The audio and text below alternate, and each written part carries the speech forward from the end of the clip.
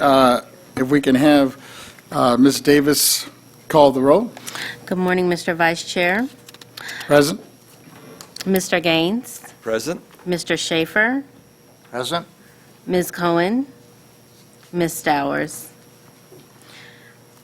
So we have a quorum, so we'll go ahead and officially start the meeting. We Mr. will. Vice Chair, I'm just sorry? really quickly, we do have a quorum, and Madam Chair is anticipated to join us this afternoon. Thank you. Thank you.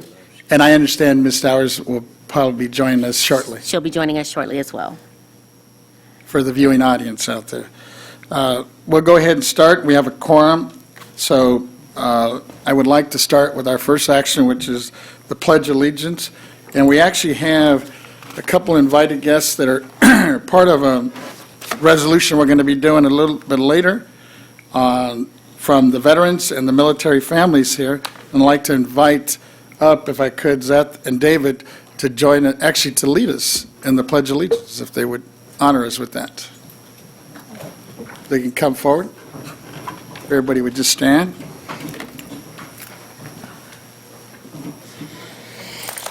I don't know if you're able to get up to one of the mics, but We need to? is that might be an active one there on that side. Oh, they're both. Go ahead. Repeat after me. I pledge allegiance to the flag of the United States of America and to the republic for which it stands, one nation under God, indivisible, with liberty and justice for all. Thank you. Oh, Give me a second. I'll let you know when I'm ready. and I guess we'll note that Ms. Stowers has just joined us. Present. With that, we'll go, we have the first, well, I'll have Ms. Davis call up the first item. Thank you, Mr. Vice Chairman. Our first item actually will be taken out of order. It is L2, the Military Appreciation Month Resolution, which is apropos since we just finished the pledge. Thank you. We have with us today Zeth Reep, who's going to come up in a minute, representing the California Association of County Veteran Service Officers, AMVETS, the American Legion, and the American GI Forum. Zeth Reep is in the Army Infantry combat veteran with the deployments to Afghanistan and Iraq.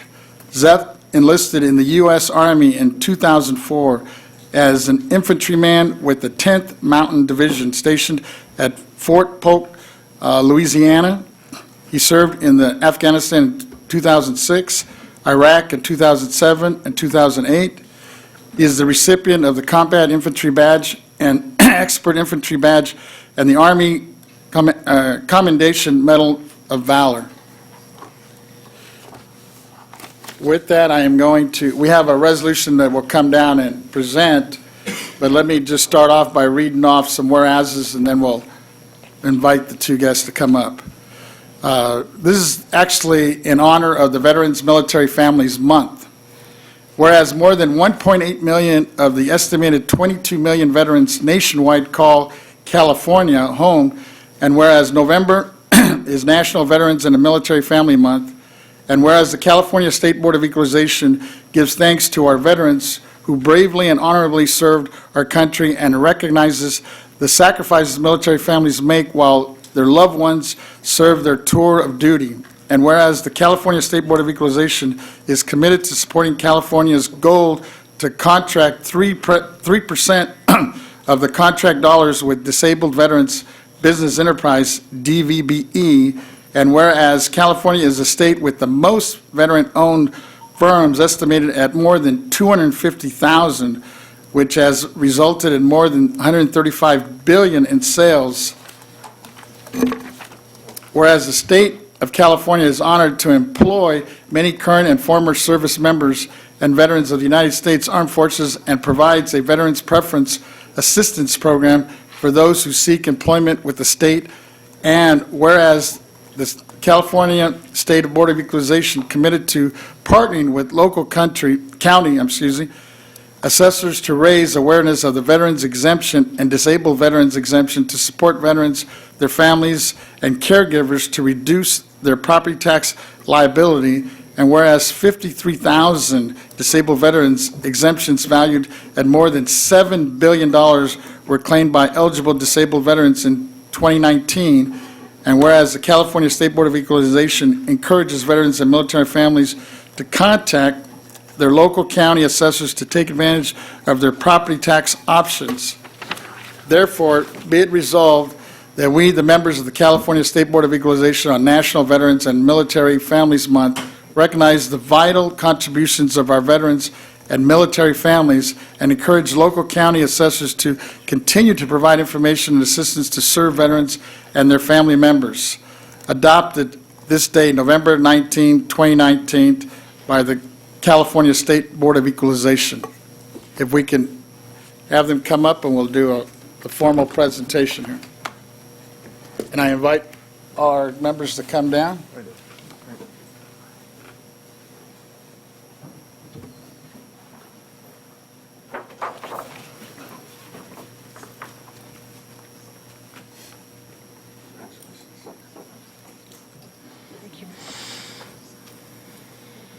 Oh, we have a friend, Smart. Oh, thank you, so smart. Star. Star. Oh, Star, I'm sorry. Oh, Star is Smart, right? Everybody look here. Do a couple here. One, two, three. A couple more here. One, two. J1, J2. And one, two, three. And one more. One, two, three. Thanks again.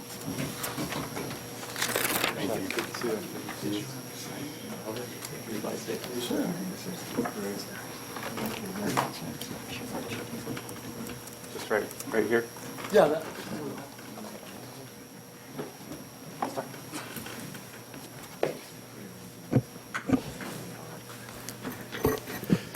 Well, I'd like to say thank you on behalf of my clients, the California Association of County Veteran Service Officers, American Legion, AMVETS, American GI Forum, along with others that I represent, Vietnam Veterans of America. And so I'd like to say thank you for this resolution. It means a lot to us to be recognized by the state, by the Board of Equalization, and we appreciate the support and recognition of veterans here in the state of California. Thank you. Thank you. Do we have any comments from any of our members? Yeah, if before we move I on? could, just for a moment, Sure. I want to thank you very much, Seth, for being here representing veterans in the state of California. Also with our other representative, you make the ultimate sacrifice as members of our military, and you suffer the consequences of those battles.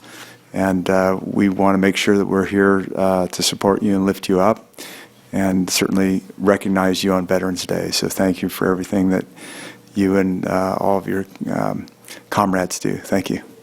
Thank you. Go ahead. Yes, well, I'm impressed to see that all that the veterans have done and for veterans, and I'm pleased to be part of honoring this. My dad was a commandant of the American Legion. He was a veteran of World War I, and I grew up going out to Fort Rosecrans and laying wreaths on national holidays, and I rode in a lot of parades in San Diego, which is a very active military town. And it's nice that you could be here today and bring your service dog, and I hope that you'll come back and see us again sometime. Absolutely. Thank you. Anybody on my, Ms. Stowers? Thank you. I too also would like to say thank you very much. I do appreciate all your service and efforts for keeping us free and safe. My grandfather participated in the service, and he taught me a lot about being strong and positive, and most importantly, how to make those military beds nice and tight. So thank you very much.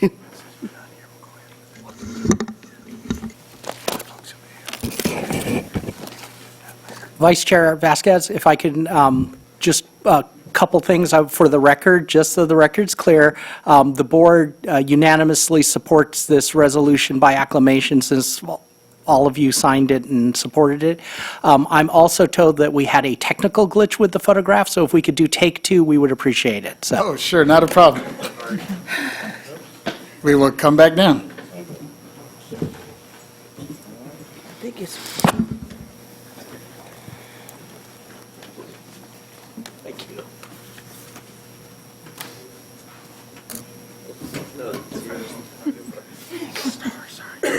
That was You want to still be on my side? The dog wasn't smiling. Now we Thank you. I'm so sorry. Sorry. 1, 2, 3. 1, 2, 1. 1, 2, 3. Thank you. Yes. Got it down there. All right. Thank you, sir. No problem.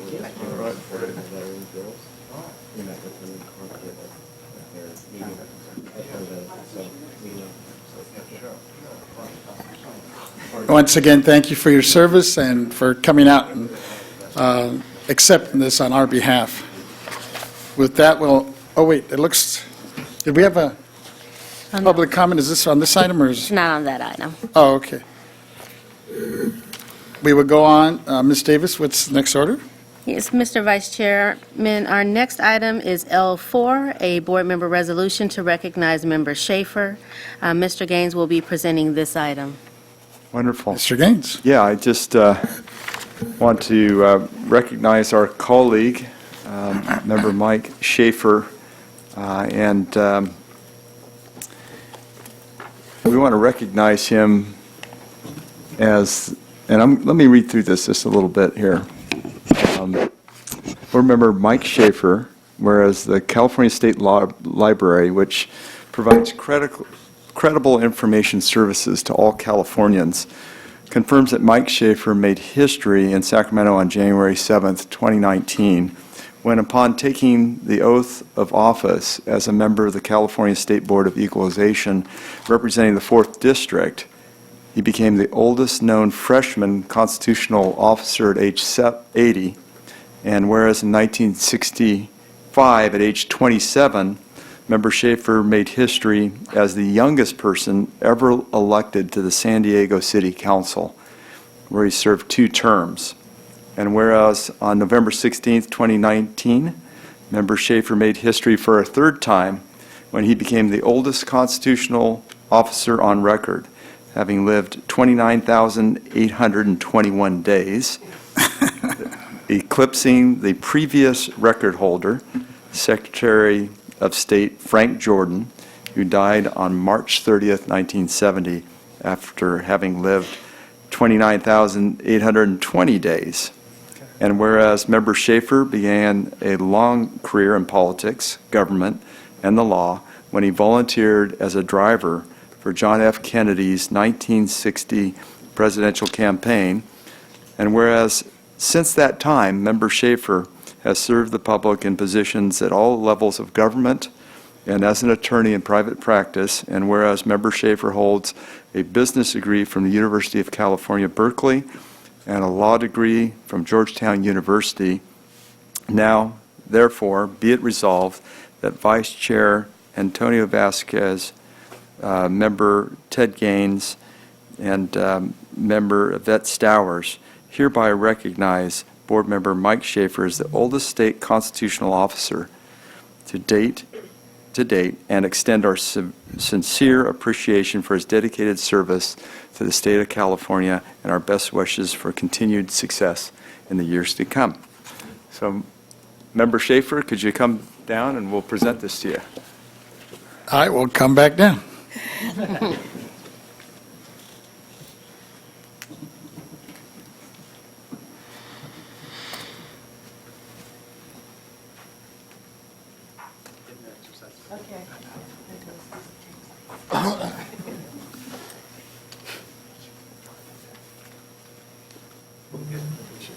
One,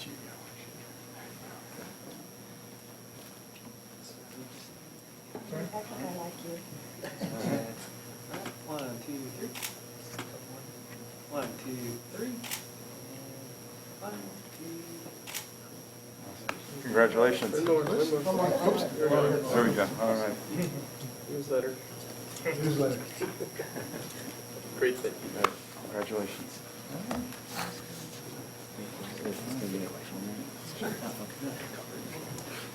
Thank you.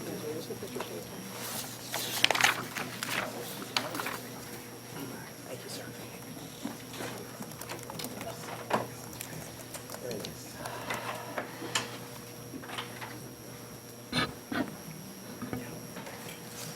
Mr. Schaefer, as the oldest member, I guess you're entitled to a few comments. Yes, thank you, my dear colleague. As my chief deputy reminds me that humility is not a strong suit with me, but I do want to state that I am very appreciative and humble at having the honor of serving 10 million people of California.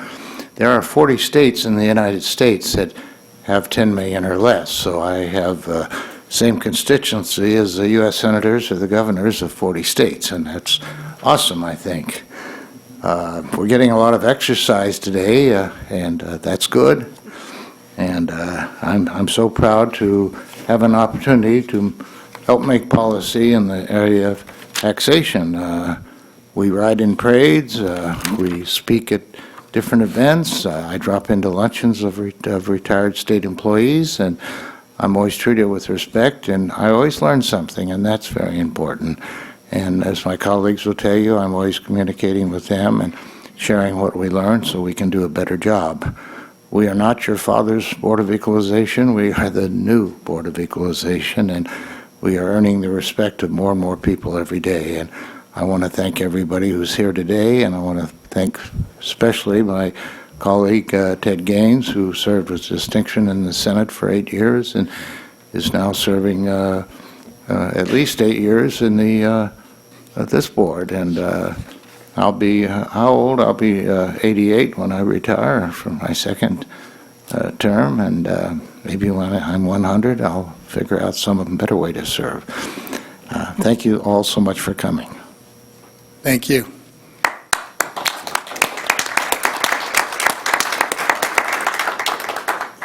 With that, Ms. Davis, I'm sorry, Ms. Stowers has, Yes, thank you, Vice Chair Gaines. I'm sorry, Vasquez.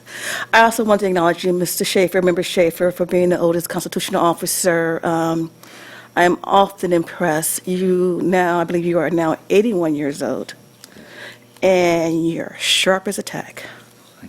To be able to speak on some of these complicated tax issues is just remarkable. My mom's 82, and I speak to her about tax issues often, and her eyes just roll in the back of her head and say, "You're confusing me, daughter." But you, my sir, you got it. So thank you and congratulations. I just wanted to mention I'm known as the alphabet killer. I don't know if you people are aware of that, but back in the 1970s, I became irritated that whenever I'd run for office, I'd be in the middle of the list of candidates, and Aaron Aardvark would always be top of the ballot. And the studies, the statisticians show that there's between 2 and 15% advantage to being the first candidate, depending on how many candidates there are and the nature of the office.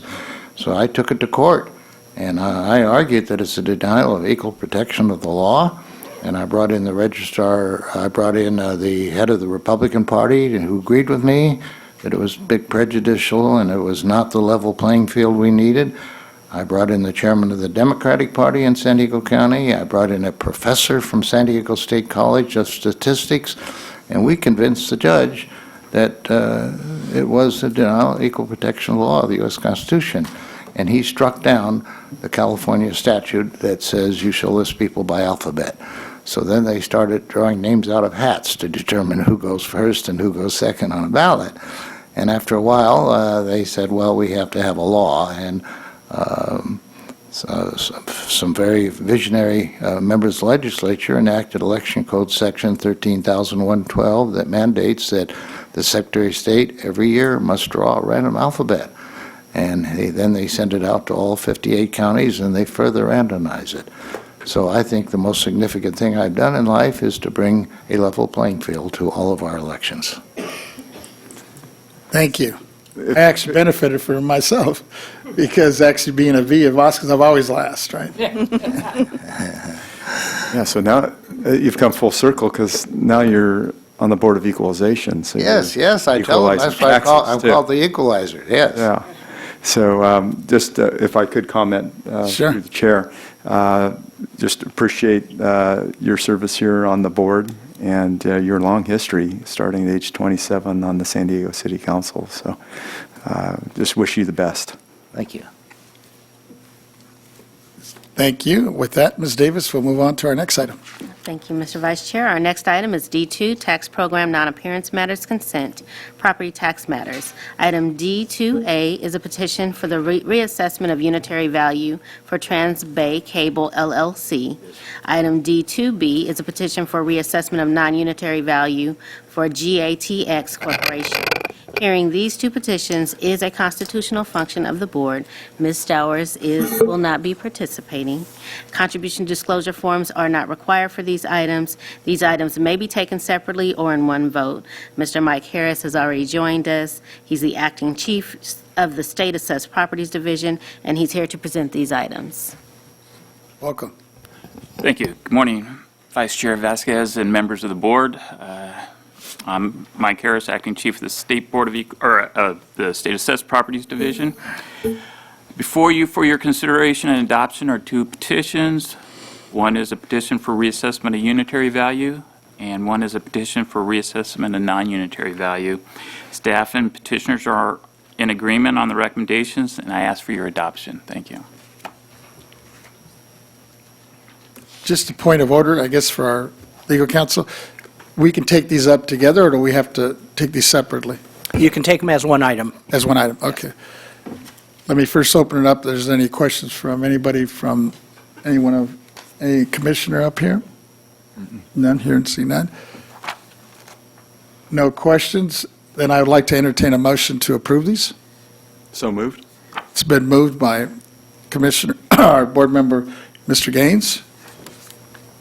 Do we have a second? Second? It's been seconded by Mr. Schaefer. All those, do we need to actually take a roll call, or can we just take an official take a roll call? Mr. Vasquez, Yes.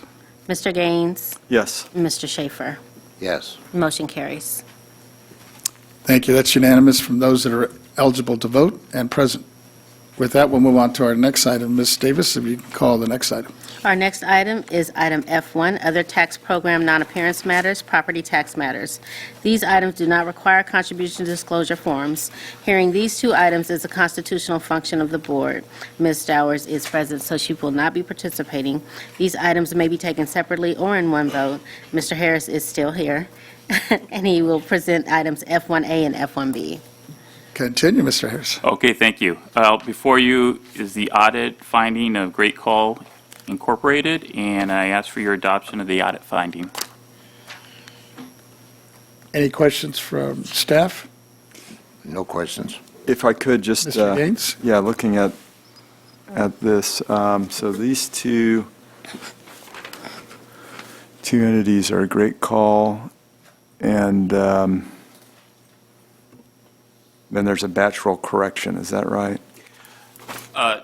There's 10 roll corrections that will be following this. Yes. Oh, okay, all right, so is that item B? Are they all That included under item is B? item B, correct? Yeah, The, okay. roll corrections. And the excessive, so this is the value, right? These numbers that you're presenting to us are the value of the overassessment, not the The tax? assessed value, correct. Yeah, okay, very well, thank you.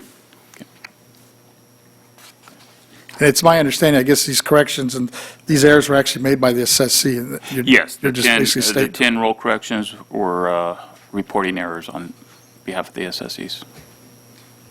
All right, seeing no other questions, I would like to entertain a motion to If I approve. could I ask? Oh, I'm sorry, go ahead. One more question of clarification. So when the assessee, the company, makes an incorrect assessment, can you tell us a little bit about the process that the BOE goes through to verify that?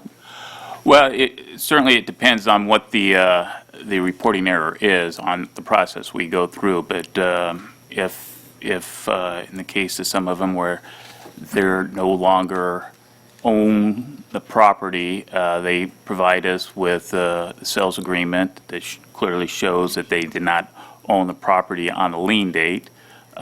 We will make an adjustment there.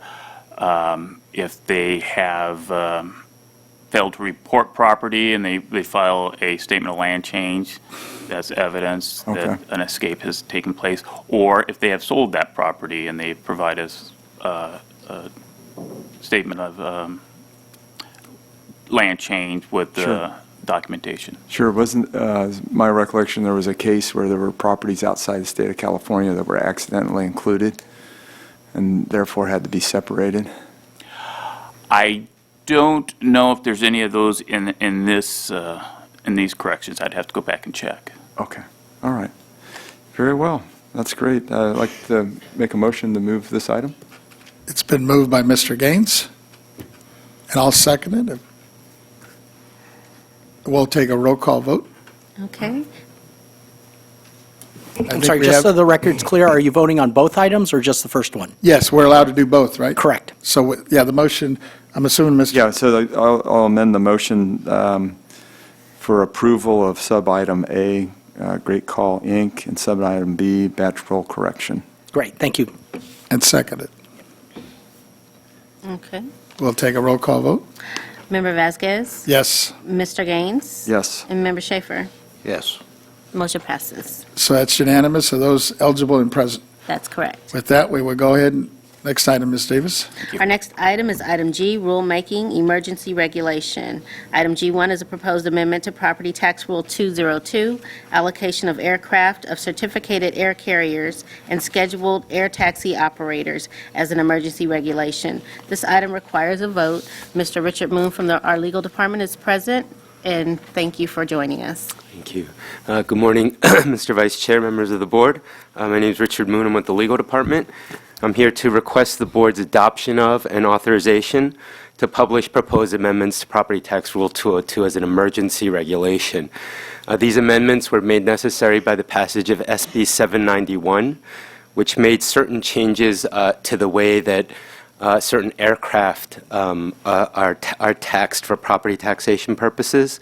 And as part of its provisions, SB 791 required the Board of Equalization to promulgate emergency regulations to implement the statute. If the board were to authorize publication today, we would anticipate filing with the Office of Administrative Law within the next several weeks. And then the emergency regulation would be effective for 180 days, and we would be able to extend that or renew that for 2 90-day periods. And we would anticipate that during that time, we would work with interested parties on permanent regulations through the regular rulemaking process. And we would anticipate that that process would begin sometime towards the beginning of next year. Thank you. Okay. Well, before we take questions, I understand there's two members of the public that want to speak on this, and then we'll Oh, go yes. ahead. Yes. Yes, we If have Ms. two. Davis can call them up. We have two public speakers on these items. One has already joined us, Eric Mithke, CEO of Capital Law and Policy, representing the Airlines for America. And Ms. Leslie Davis is making her way as well. She is the president of California Assessors Association. Welcome. We'll go ahead and start with Eric. Oh, thank you very much, Mr. Chairman and members, and to really offer our deepest thanks to the board. It was really the persistence of the Board of Equalization members to force industry and the assessment community together to try to find a better way of value to this. We appreciate it. We appreciate the good faith in which they worked, and we celebrate the end that we're all able to have. And finally, I would be remiss if I didn't thank Dave Young and the staff of your board as well, who also sat through, years and years of interested parties meetings to try to stay on the path to a good result. We think we do have a good result. We think the rules, as Mr. Moon outlined, are another step in that. We will continue to work along with the board and staff and interested parties to make sure the permanent rules work. And again, thank you very much. Thank you. Miss Leslie Davis. Mr. Chair, honorable members of the board, Leslie Davis, President of the California Assessors Association. Mr. Matkey stole my thunder, so I won't repeat it because I know you have a busy agenda today. I do want to acknowledge the very hard work of the airlines working with the assessors to pull together what I consider to be a historic compromise that came up as Senate Bill 791, and I'm most appreciative with everyone who was at the table working for its success.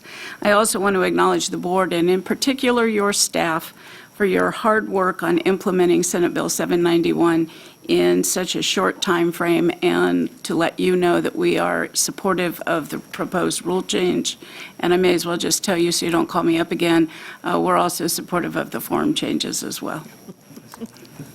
Thank you. Any questions from any of the members? Looking to my left. Well, I just want to ask, Mr. Moon, there was, you said 180-day period, and that can be renewed. Yes, that's correct. Will you won't be needing to come back to us again then? No, we will not. You mean to renew the emergency regulation? No, we will not need to come back in order to renew it. We will need to come back when we do a regular rulemaking process. Oh, because anything additional we could give you today, I would like to do it to make your work simpler. Well, typically the way that the regular rulemaking process works is that we get together with the interested parties process and try and iron out language prior to coming to the board for your formal approval. And so we would like to follow that process here as well. Okay, that's fine. If I could, Member Gaines? thank you. Yeah, just trying to understand that process. So it's an emergency regulation or rule, Yes. and so that goes into place January 1. Assuming that OAL approves it, and I don't see any reason why they wouldn't approve it, yes. Okay, all right. And then after that, you actually go back, and do you use the emergency rule as a template for the final product, and is there a dramatic change to it? Or? Yeah, that's what would happen. That there would be changes based on the discussions between all of the interested parties. If, for example, when the emergency regulation is being used and one of the parties has an issue or they have suggestions about how to tweak language or to make it better or more clear, we would certainly take that into consideration. I wouldn't anticipate there would be drastic changes to the language here, but there may be some changes. Yeah, okay, great, thank you. Member Stowers, I think, has it. Thank you, Vice Chair. Thank you, everyone. Members, you guys didn't have the pleasure of sitting through the discussion on this. So I want to say, the fact that the airlines representatives and the assessors and staff was able to work out the differences so that come this December, we don't have to set the week. Yippee. So thank you very much. Looking forward to the formal IP process next year. And then, Mr. Mackey, thank you for your comment. You said you was going to bring some pom-poms. Couldn't get him through security. You couldn't get him through. He is the cheerleader. And Assessor Davis, thank you, and all of your team, Assessor Prang, for looking through this. Assessor, gosh, I just had it blank. Santa Clara County Assessor. Thank you. I don't know why his name escaped me, but those two were major players in this, so thank you very much. Thank you. Thank you. And Mr. Chairman, to echo the President, we also are in favor of the other item on the forms. We support those, so we won't come up a second time. So things No, will move great, quickly. great to have you up here. Thank you. I have a quick one, it actually it might pertain to you. Maybe I'll start with that one first, and then I'll let you go. Is that with the assessors expressing concerns about this, I guess it's more for Leslie Davis, is given the workload I know a lot of the county assessors have, is there an issue with the lead county, I guess, as it's being discussed here? There's no issue whatsoever. That's okay. Thank you. And then I guess a question back to staff, is there a sunset on this emergency resolution that we're going to be voting on today? Yep, so the emergency regulation would last for 180 days, and then that would be renewable for 2 90-day periods. So if we don't get regular rulemaking done within that time frame, then the emergency regulation would no longer be effective. But we would anticipate that we would have regular rulemaking done before the expiration of those periods. In the event it doesn't, then it has to come back to us. Is that what happens? It would have to come procedure? back, yeah. Okay. No, I'm good. I guess it sounds like there was obviously an agreement between the two parties, and listening to some of the war stories that took place before us, that this looks like it turned out to be a win-win situation for everybody. I appreciate both, Word historic. especially the effort and the time the assessors had in this, and of course, our staff. Vice Oh, Chair? yes, I'd like to make a motion to approve the amendments to Property Tax Rule 202. it's been moved by Ms. Towers.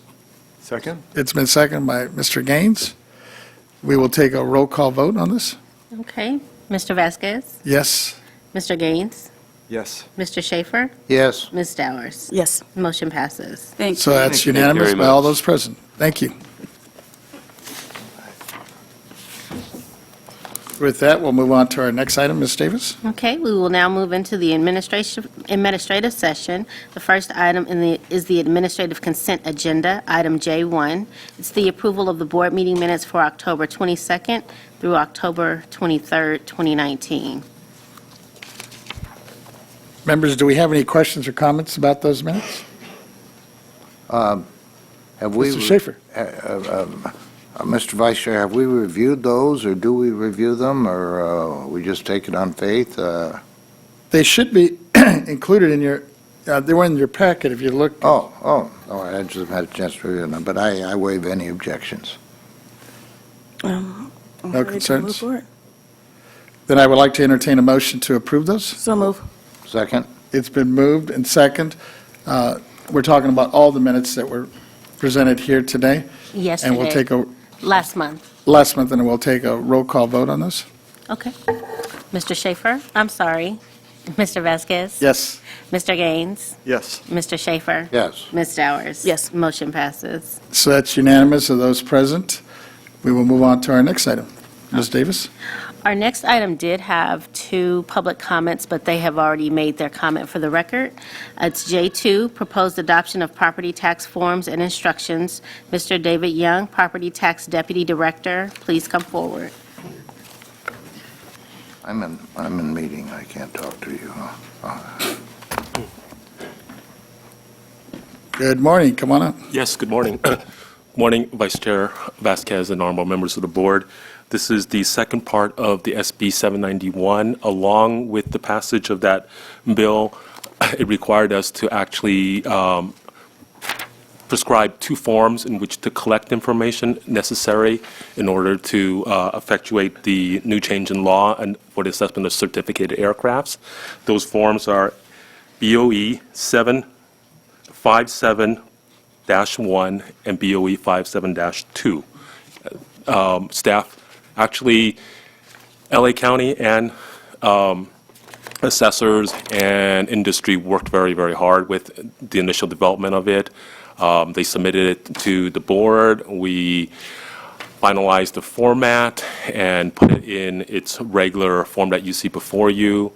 And I believe both CAA and airline, representative for airline has already commented in support of the forms. So I present it to you for your consideration and adoption.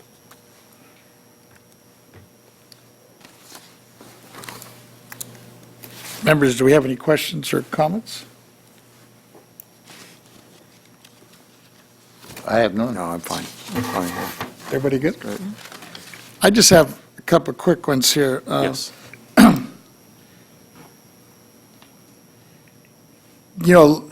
reviewing this thing here with these new requirements, how's this going to affect I know we're constantly hearing about the staff workload Yes. from the BOE.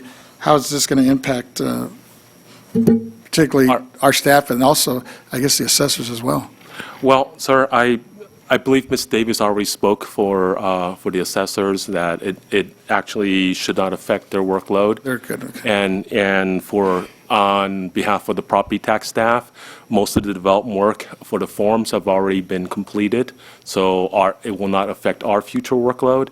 We do have other workload associated with the passage of SB 791, but that is ongoing and will be absorbed by staff.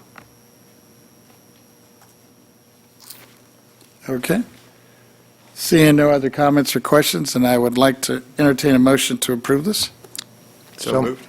It's been moved by Mr. Gaines, and I guess we'll have the second by, Oh, I'm sorry, go Mr. ahead. Schaefer. Second.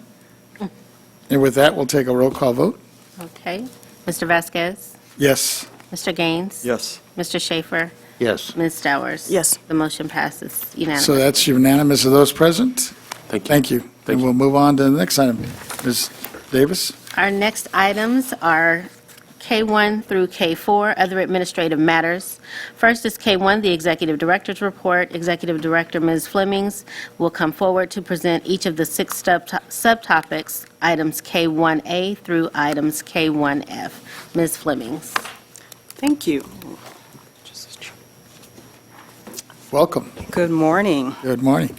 Vice Chair Vasquez and honorable members. I'm Brenda Fleming, the Executive Director. Today's report members will include updates to the Operational Priorities Dashboard, focusing on those items with substantive updates or activity since last month's report. I'll discuss or present discussion and possible action on the schedule and location of the remaining informational hearings. We'll provide an overview of the BOE strategic plan for 2020-2025, a brief overview of our budget needs and plan for fiscal year 2020-2021, sorry for those dates, discussion on board meeting locations possibly, and an update on our Taxpayer Rights Advocates Office's activities. I would like to note on that item, however, that Ms. Thompson, our Taxpayer Rights Advocate, is not here today, so today's updates will be brief. If you'll allow me to begin with the operational updates, the dashboard this month, members, contains 18 priority items.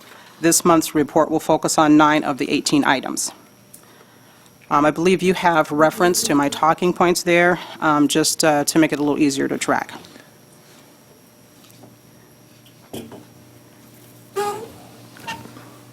Got it? Ready to go? Okay.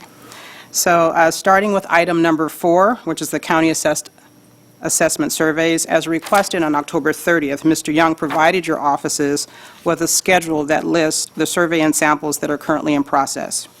As you are aware, the completed surveys are regularly sent to your offices before publishing. The completed reports are also posted on the BOE website. The most recent being the Marin County Assessment Survey that was sent on September 12th, 2019. Proceeding to item number 5, County Assessed Community Land Trust, Senate Bill 196. As you know, this legislation will become effective on January 1, 2020. Using the interested parties process, language for guidance is being developed. Staff anticipate it being done by second quarter of 2020. Once the interested parties process is complete, guidance on the appraisal and assessment of properties built on CLT land will be issued in the form of a letter to the assessors. Proceeding with item number 6, county assessed certificated aircraft. There's comment here, but I think we've just discussed those items, so I think you're current on those topics. But again, the legislation did become effective, and staff, as you've just heard, are working through that process to ensure its implementation. Proceeding to item number 7, which is the BOE strategic plan. To keep you informed and to support tomorrow's board member strategic planning session, you have received a draft of the agency's strategic plan for 2020 through 2025. The agency's strategic plan focuses on rebuilding, revitalizing, and modernizing our agency to position us for the ongoing and future property tax needs. We anticipate the BOE strategic plan being published by January 1, 2020. Proceeding to item number 8, board member training. The training material members for the alcoholic beverage tax and tax on insurance programs is being finalized and will be scheduled for you soon. This training will provide detail on those programs and the BOE's constitutional duties thereof. Mandatory administrative training continues, and you are making good progress. This is online training that you access via the learning management system. The training material for HR and personnel processes and rules is being finalized and will be also scheduled for your offices soon. This training will be provided by the CDTFA's HR staff. You will soon be scheduled for additional equal employment opportunity, and you'll hear us refer to it as EEO. That training will be provided by an outside law firm. EEO training, like many of the other administrative training courses, is state mandated. This training is to be provided by a law firm but it will also supplement the EEO training that's also available to you online. My staff are updating the training progress reports, and you'll receive a copy for your reference. But kudos to you all, because you're definitely making good progress for you and your staff. Proceeding with item number 10, which is the HR delegation, a request for delegated authority was sent to the State Personnel Board last week. This action is another step in the process to move us forward. I'll keep you informed of those discussions with SBB, and we'll provide an updated action plan for your reference in the next few weeks. Proceeding to item 11, which is recruitments. Approximately 54% of the agency's 46 vacancies are in active recruitment. Since last month, there are 13 positions that are currently in advertisement status, 9 with applications being reviewed or interviews are in process. 2 recruitments were identified with start dates, and then 1 has a tentative offer. The remaining 21 are in review or are being prepared for advertising. There are 10 board member vacancies, and 2 are actively in recruitment. Proceeding to item 15, the non-English language translations of BOE forms and publications.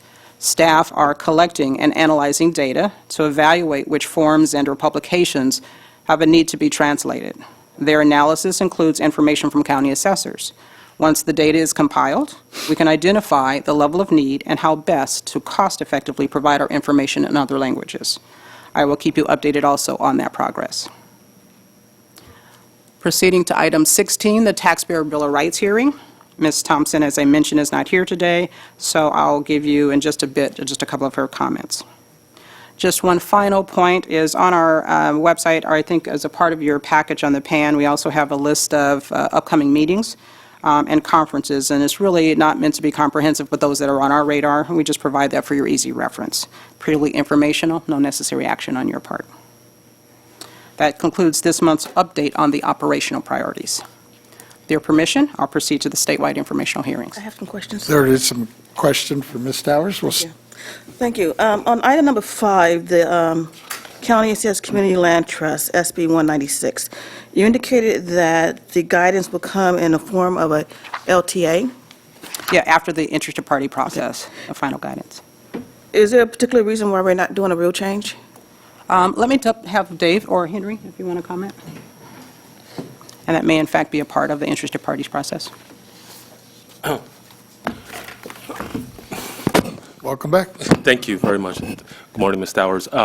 We had not contemplated a rule change. We did not see where there would be a need for a rule change. It's going to basically amend a section of the Revenue and Taxation Code 402.1.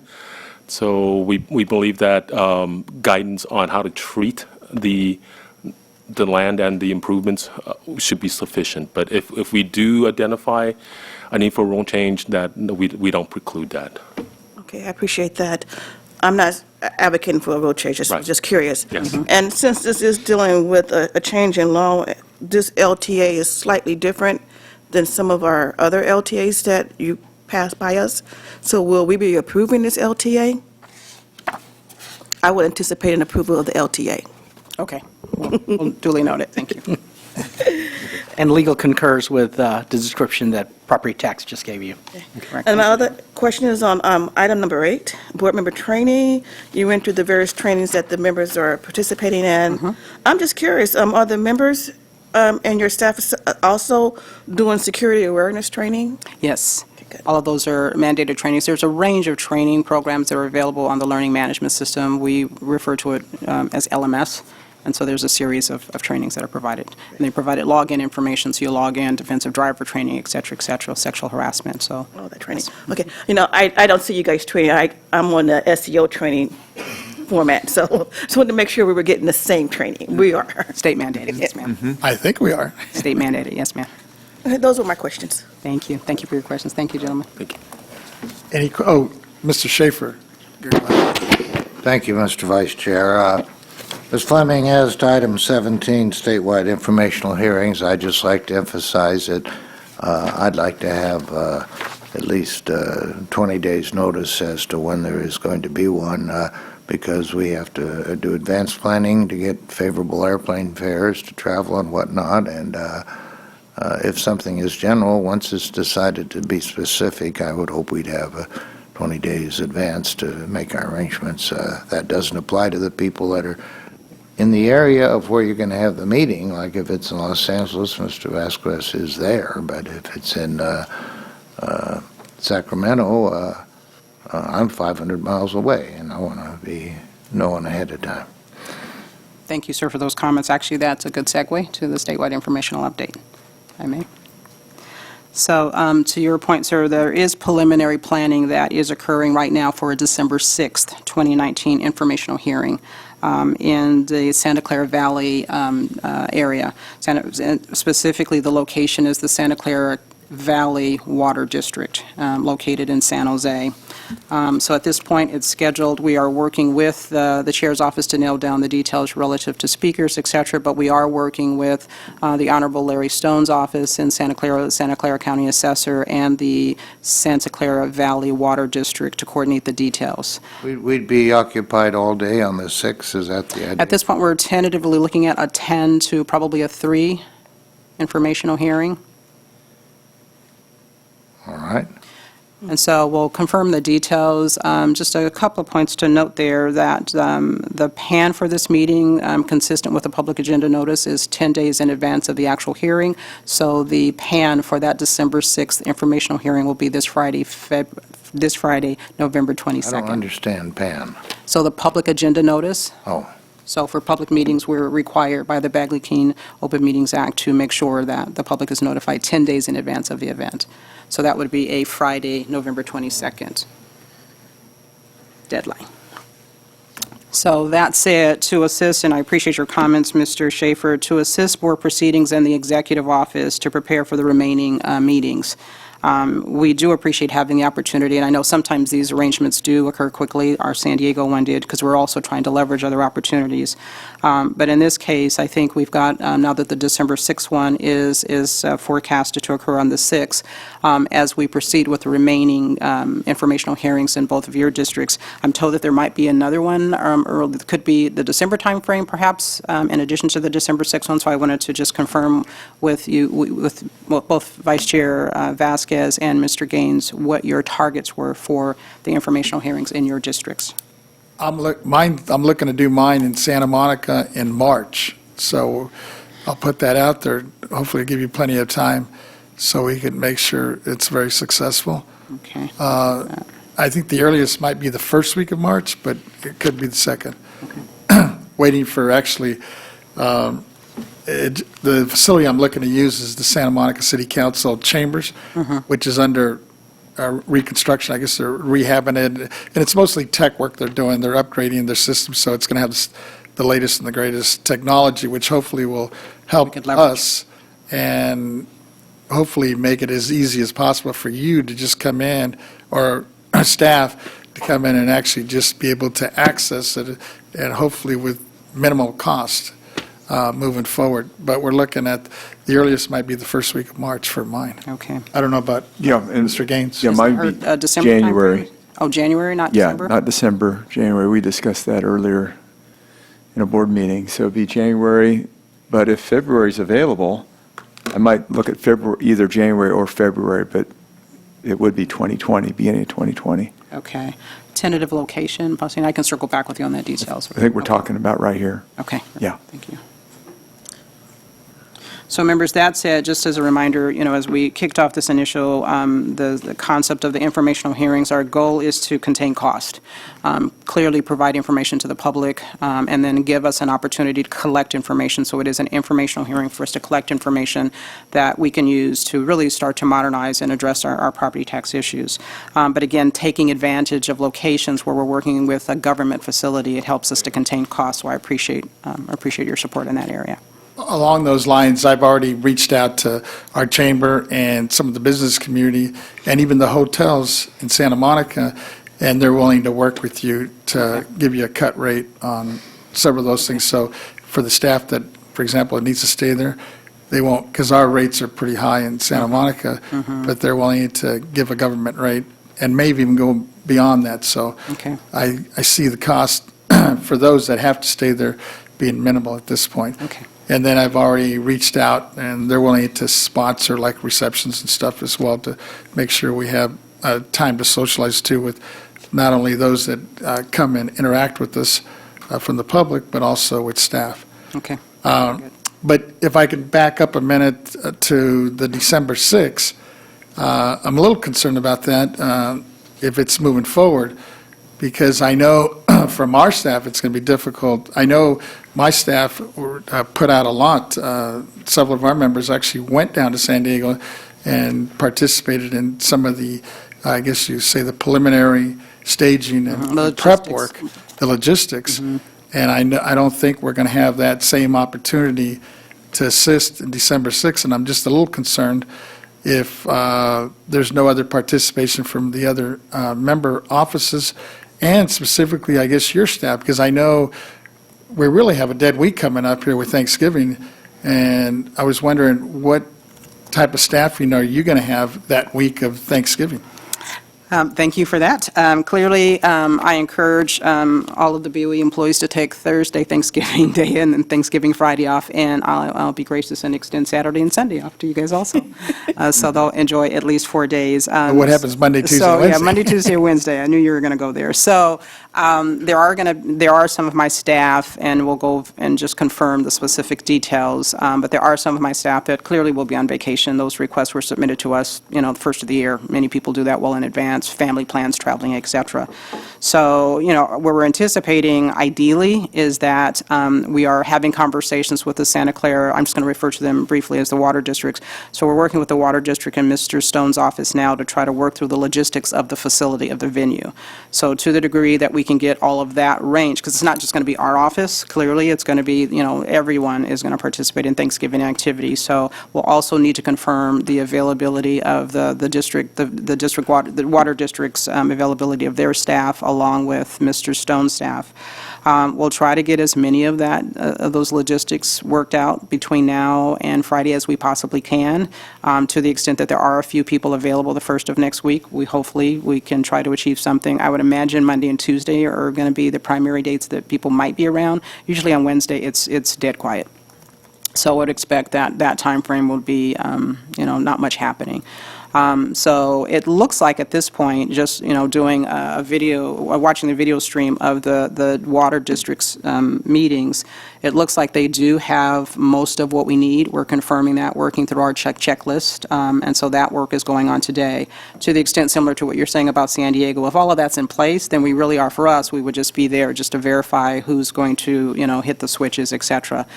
So hopefully it'll be streamlined.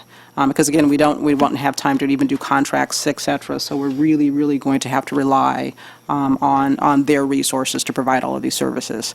As we did at the San Diego meeting, what will be important to us is the security measures. So to the degree that they don't have security there, we'll bring our own security. But again, we'll have to work out all of those details with that specific set of tasks between now and maybe Monday of next week. So that's our idea.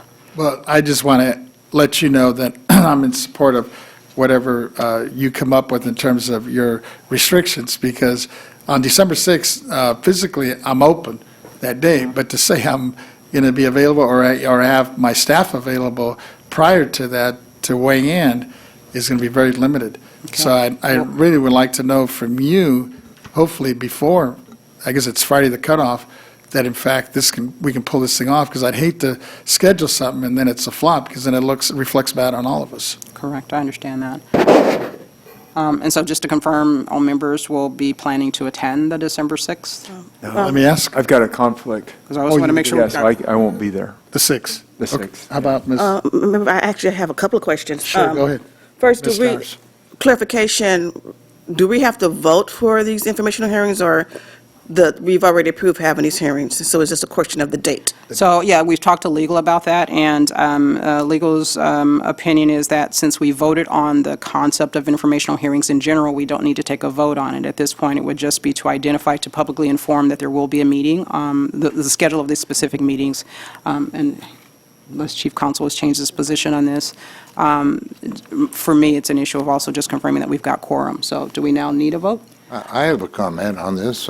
So if I can respond real quickly, Member Schaefer? Ms. Stowers, let's finish. To answer her question? Let's finish, and then we'll go to you, Mr. So from a historical standpoint, what the board did was it approved a workload plan, same one that you approved earlier part of, or a few months ago. The workload plan has the dates for the board meetings. So technically, if you're adding a date to the workload plan, that should be voted on. The question is this outside the workload plan or inside the workload plan? If it's outside the workload plan, then we haven't voted on them. Historically, what San Diego was, I'm having staff check into that, whether we specifically voted on San Diego. You did. There was discussion at the August meeting. Right. I know there was discussion about it, and I think the board generally showed a consensus that they were in support of that date. Right. So you should do, at a minimum, you should do something similar. Yes. If you want to take a formal vote to amend your workload plan to add this date, you can do that as well. So it's kind of the board's preference at this point. Okay, Thank you for that I appreciate that clarification. So we clarification. did- I do recall us taking a vote for the San Diego meeting. We did. Because I know that him and Hamd on it. I think you had some conditions, if I remember But correctly. as far as the dates that have been discussed, and I'm going to work backwards. Member Vasquez indicated sometime in March, the first or second week of March. Yes. I checked my calendar. So far, those weeks are open. I do believe you're going to be the chair of the Board of Equalization come March. So just to let you know, we generally have the Franchise Tax Board meeting in March. Oh, do we have a date of that? We don't have a date yet. That's on me. So the sooner you can give me your date, the sooner I can start picking the Franchise Tax Board meeting date in March. So Oh, great. So you coordination, have, I haven't picked the dates yet, so coordination is the key, so you have the power to, kind of. Okay. I'm not going to say that. I make recommendations and the controller will approve them. I appreciate that. That was going to be one of my questions, because I know the first one's in March, and I obviously didn't want to conflict with that, Right, so. yeah. So we'll I will work get that together, out to you yeah. as soon as possible. And then, member That I know. Gaines indicated January. January seems to be open for me. Okay. I'll be back from all of my holiday vacations. Okay, so what I'll do is I'll talk to my staff. Looks like January works from Member Stowers' perspective and also in coordination with franchise tax. Yeah, we won't meet in January. Okay. Yeah. All right. Now, as far as But along those lines, you said February could be an option? It would be. Because yeah. for me, February would be better, if you could do February. Oh, okay. Okay, February works for me as well. Again, I'll be back from all of my holiday vacations. That would be Come better if- January if it 3rd, works I'm on for the, you. on the ground working, We're okay. in Okay. February. like a little beaver, so your Because dates are January, fine. I know I have a lot of activity going on in my Okay. district, and I just to avoid any That's fine. conflicts, Yeah. that would be great. That's fine. Now, as far as the December 6th informational hearing, I am concerned with that date. I do have a conflict. I do have a stakeholder meeting that I had indicate was tentative, but that meeting was confirmed the first part of November. And although that meeting is only scheduled to be 2 hours, because of the issues dealing with advance payments of the California Earned Income Tax Credit and the governor's direction for the Franchise Tax Board to work with legislative and the Department of Finance to determine a feasibility way to do this structure, I must attend that stakeholder meeting as opposed to an informational hearing meeting that I'm not even clear on what the topics are. So I guess what I'm saying is I'm unfortunately not available on December 6th. And then, as I kind of hinted, like many of your staff, Ms. Fleming, I do tend to take the Thanksgiving week off. That is a family week for me. It's extremely important. And then I do tend, and I know I always say work first, but I put it on the record, that week is, I'm really not available to do anything. And then I kind of have a very flexible schedule the last 2 weeks in December, again, for the very same reason. That's family time, and I really like to take that time to unwind and recharge my battery. So if we can avoid scheduling meetings at that time, I would really So appreciate it. thank you for that comment. So, as it relates to the December timeframes, I had received information that you were perhaps having yours, Mr. Gaines, in your informational hearing meeting in December on the second day of the board meeting.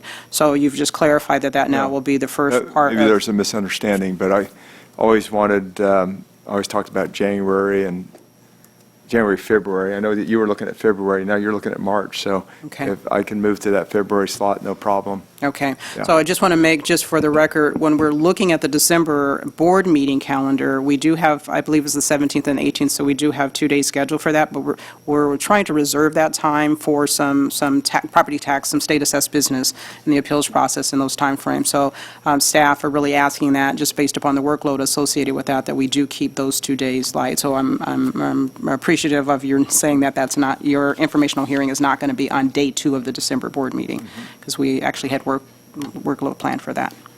If we can just go back, I'm a little concerned now about December 6th, because I'm hearing there's 2 conflicts. Mr. Schaefer, what's your schedule on December 6th? Oh, I'm not sure right now, but I'm appalled that we would go ahead and have something when Ms. Shee's representative and Mr. Gaines are both unable to be with us. Could I ask why Chair Croman is not here? Is she ill this morning, or does she have something outranking this meeting? It's my understanding that she's actually at a funeral of a close friend. Well, this is a rather important subject, and I wish she would have been here. And I understand that she may be here before we finish the meeting today. I'm hoping that happens, but Correct, we're anticipating that she We're anticipating. anticipates arriving about 2 this afternoon. well, I want to ask her if maybe her pushing to have this in Santa Clara on December 6th is so she can do it on her chairmanship, which expires that month. She should have been working on this several months ago instead of getting down to the deadline here. I mean, that's barely enough time for me to get airfare at the want-to-get-away rates. And we are the king or the authority for our district. I don't think I was notified or consulted on setting the matter in San Diego. It happened, and it turned out to be as good as could be, and we were able to get good attendance. But here we're faced with a meeting December 6th that we can't get the only Republican member in the whole board to be with us, one of the most experienced people in government on our board, and he can't be with us, and our comptroller's representative cannot be with us. If I say I can't be there, that kills it. I shouldn't have to, speak softly and carry a big stick. I would just hope we would use rationale and decide that we'll have a much better meeting if Chair Cohen will cooperate with us in finding a date and doing the Vasquez administration, I'm hoping that when she does arrive, if she does arrive a little bit later today, we could take that up, because I'm sure she wants it to be as successful as possible, and I'm sure she would have some grave concerns knowing that at least 2, possibly 3 members wouldn't be in attendance. So, well, 3, it's obviously not going to go forward, but even if 2, I guess legally we still could move forward, but I can't see her pushing it if we If don't three have members are majority of available to attend, we would have quorum, so we could proceed with the meeting. But just note, it's an informational hearing, so it's not the same as, taking up appeals and Right. the regular board business. It's informational I only. think the So status and quality always trying to of the get hearing everybody is- there, but it's Yeah. something that we can defer at the Vice Chair's pleasure, if you want to defer to her arrival later today. I- Your option. I think that makes sense. You get her input, she can listen to the other members in terms of what the issues are. Maybe she would entertain a different date, maybe even a January date. So, Sure. I actually agree, too, because I, Stop. thank you. sorry. I don't, I think it's unfortunate that she's not here right now, but I don't think that she would want to move forward knowing that, I really do believe that she wants all five of us to actually I participate. think you're right. And unfortunately, I can't. I really tried, but, so I think that when she's here, if we could talk about it when she comes here today, and perhaps since we're not going to adjourn today, if she doesn't make it here at 2 o'clock, can we carry this over till tomorrow? Yeah, Henry Nancho, I'm going to put my board proceedings chief hat on. Couple things. One is my staff, I had them check, and we did vote on San Diego in the July meeting, so it'd be appropriate if you want to be consistent to vote on the December and obviously February or March as well. You don't have to do, obviously, February, March today, but December 6th, I would recommend a vote this meeting. That being said, you are correct, Deputy Controller Stowers. The meeting is scheduled to continue tomorrow, so we actually have two opportunities. If you finish early today, we can still continue, the board meeting continues, and although the strategic planning session, I understand we have a contracted facilitator arriving at, and some assessors have requested a time certain for that event.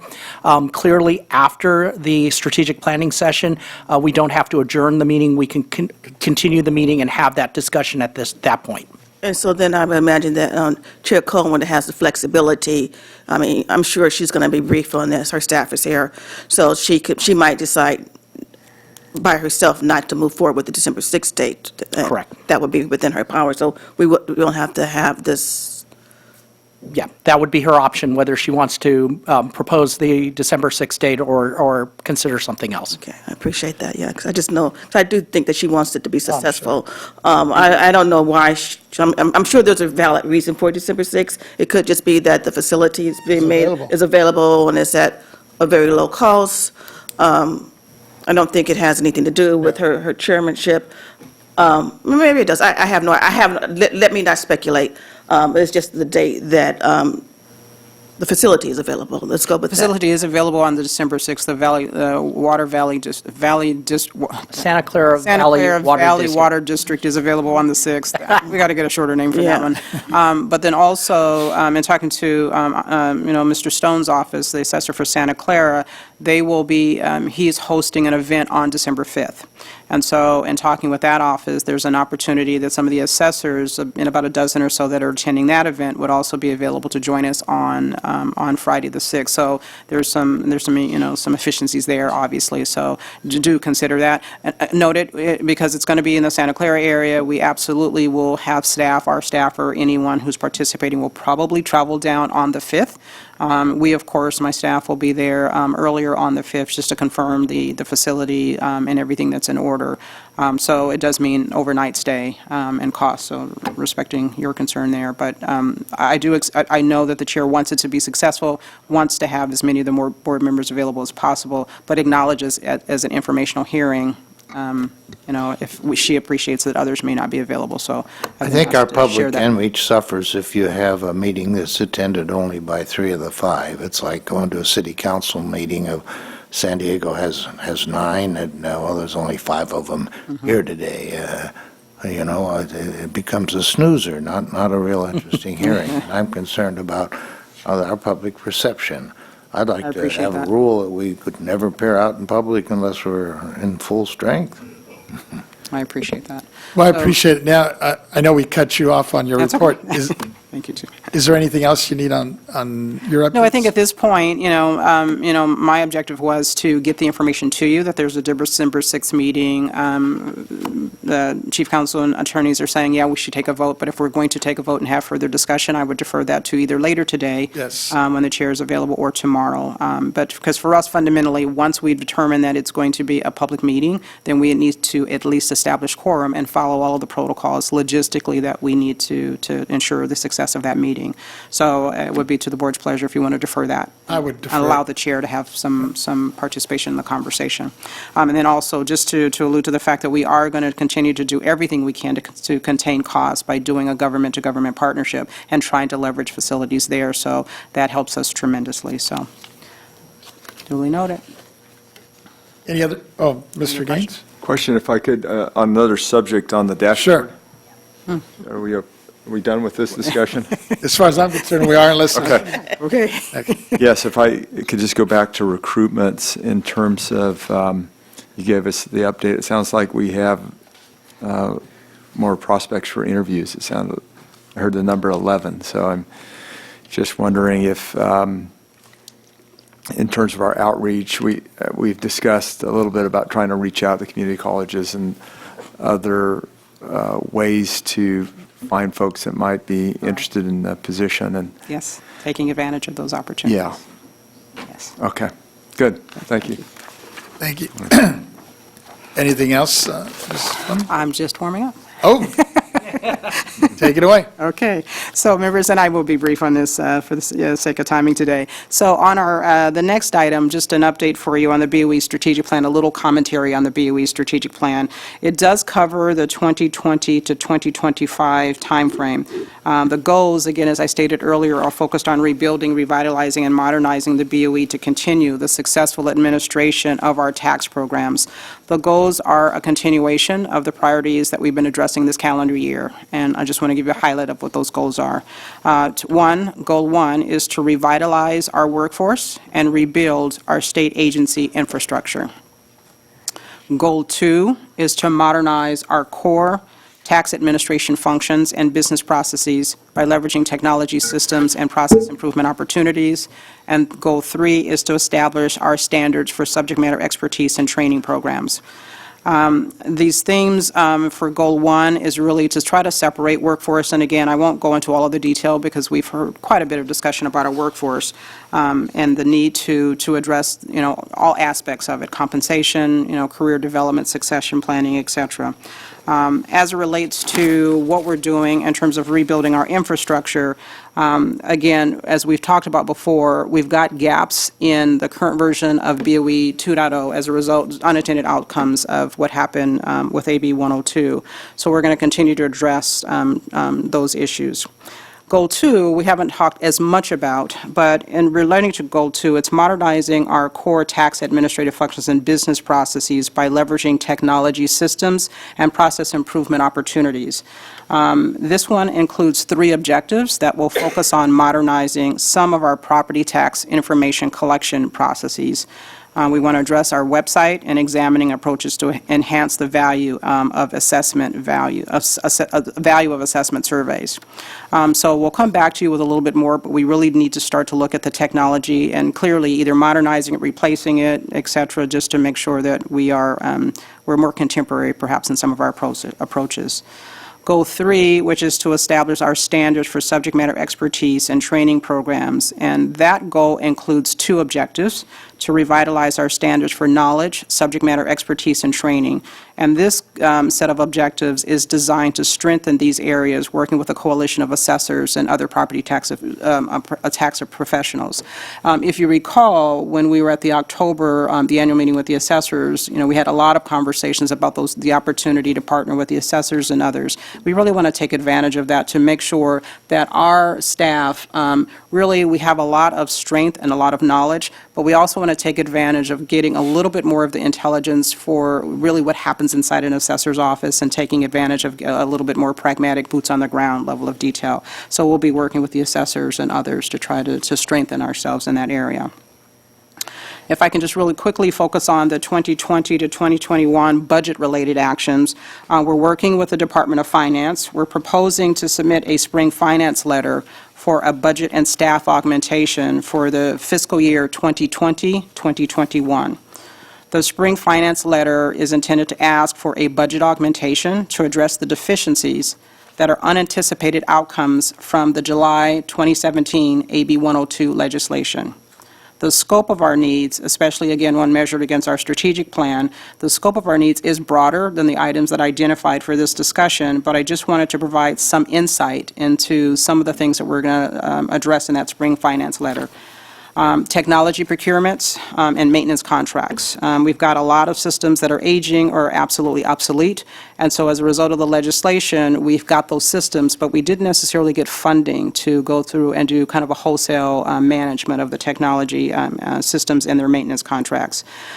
Things like application software, a number of systems that are there that are aged. We just this past couple of weeks had a number of challenges with some systems that Board Proceedings uses to do a lot of their core work in terms of disclosures, regulations, et cetera. The systems and tools were in the older systems that are now being replaced, so we need to look at how are we going to fund those activities. Our legal department has litigation costs, AG opinions, et cetera, so that's just a high level. Forms need to be updated and replaced. All those are costs as a part of the state operation, so that's just a hint as to some of the funding needs that we'll have going forward. We'll work with the Department of Finance on how to approach the additional staffing needs for the increased workload that's resulting from new legislation. We respect the fact that we do have vacancies. We're working with Finance on redirecting some of the vacancies so that we can redistribute some of the work. But even beyond that, we anticipate needing some additional staff resources. We'll keep you informed as we continue to have more conversations there.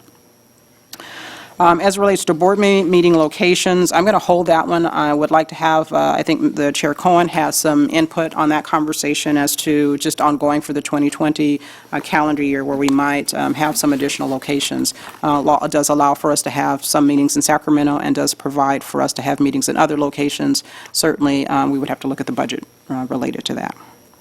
And then taxpayer rights advocate, I'll be brief. Ms. Thompson, working with Mr. Gaines' office, is following up on the Mountain Ranch taxpayer scenario. We've asked for some additional data, working with Calaveras County Assessor's Office. Lisa will need a little bit more time to examine that information, and she anticipates providing a report on that soon. Just a few nuggets. What I've asked Lisa to do is Ms. Thompson to do is to begin coming to the board to provide more metrics, so you get some insight into the number of cases that she handles, how those, what the process is around how she handles it and how she resolves it. So she'll come back to you with some more detail on that when she returns for the December meeting. And then finally, members, before I conclude this month's report, I would like to take this opportunity to say happy birthday to Vice Chair Vasquez. It's my understanding you're having a birthday to do. I think it's your 19th birthday, I believe, is my understanding. So just... I can almost drink. Hey, we're celebrating age, so we don't have to. So with that, happy birthday, sir, and members, that concludes this month's report. Thank you. Questions? Ms. Stowers, there's a question. Thank you. I know you said as far as the board member location, you want to defer for Member Cohen to come? Yes, I believe she has some concepts and For some the comments. discussion. For the discussion only, so you don't know anything as far as the locations or I think dates? the intent is to examine, as we've got board members that are distributed up and down the state, and just to really consider some of the things that we've talked about before. We used to have meetings both in Sacramento and Culver City, and so we're looking for ways to maybe just sort of redistribute workload for the members to have some more local representation, local meetings.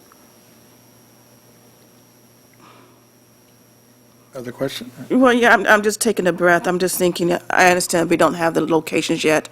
I'm just thinking if this is an action item and it says action item that we're going to have to vote on. Possible action. Possible Just action. Possible discussion, possible action. If between now and when Ms. Cohen is available, if you can provide me with some locations so that I can speak with my member. I'm going to have a hard time taking a vote without conferring with the Controller Yee because I don't know the locations, I don't know the costs, I don't have any details on this particular item to be comfortable with voting on it. Right, and I appreciate that. And I don't anticipate that we necessarily be taking a vote today on a specific location. I think it just may be in concept. But again, I'd like to table that at this point until I have more information. Okay, fine. And then my understanding is that when it comes to meeting locations, the statute only requires 4 within Sacramento, but the chair of the Board of Equalization has the discretion That is to correct. identifying other locations. That is correct. And does not necessarily require, I mean, it's nice, but does not necessarily require a board vote. That is correct. Okay. That's it. Good to know. Good to know. Any other questions? Of course, we're always concerned about budget, so just Yes. I do. If I could, a couple. Yes, Mr. Gaines? I know that you've given us a little overview in terms of budget-related action. And I'm just curious, would it be possible to take a look at the classification process? I mean, if we're talking about budget, it would be nice if we could accelerate the classification process so that we can not only hire the people we need, but hang on to them. Because we're losing them to competition with local county assessors. And so, and I know that you've explained this to me, that it's a 2-year process, but is there any way that we can do that through the budget and try to accelerate it? Or through statute, or? et cetera. So if I may, I can circle back with you on the details of that. We are starting to, we're doing, working with our, specifically in David's area now, Mr. Young's area, we're doing a review of the classifications now to look at some of those challenges. This specific budget action that we're referring to now through the spring finance letter doesn't really specifically address specifically the classifications. In this specific area, we're really examining really just sort of operational, equipment, et cetera, just to sort of fill some of those holes. You are absolutely correct, however, when we look at the classifications and the necessary adjustments, that once we achieve, what those salaries look like, it definitely will be an augmentation to our budget to handle the personal services portion of our budget. In this case, the specific window that we're focusing on we're not quite there yet, and I'm more than happy to circle back with you to give you a little more of that detail. Let's keep talking about that. Absolutely. So there will be a need for a budget augmentation to the extent that there's a salary adjustment. There's a slightly different process than this spring finance letter for that. Okay. So I'd like And to clarify. Yeah, my concern is, how do we get fully ramped up from a Correct. staffing perspective? And then not only that, how do we hang on to those folks? And this is related to the discussion that Tony's will be bringing forward also in terms of training. It's a much bigger issue, but if we're making an ask, maybe that could be included. Correct, and that'll be part of our discussion with State Personnel Board and CalHR. So we have been quite active in meetings Okay. with those agencies over the last few months. So we need to kind of get all of the information out, Okay. and I can more than happy to come back and provide Great. you more And detail. then I got some questions on the draft too, if I could, through the chair. Sure, go ahead. Yeah, rebuilding, revitalizing, and modernizing the BOE. On the strategic plan?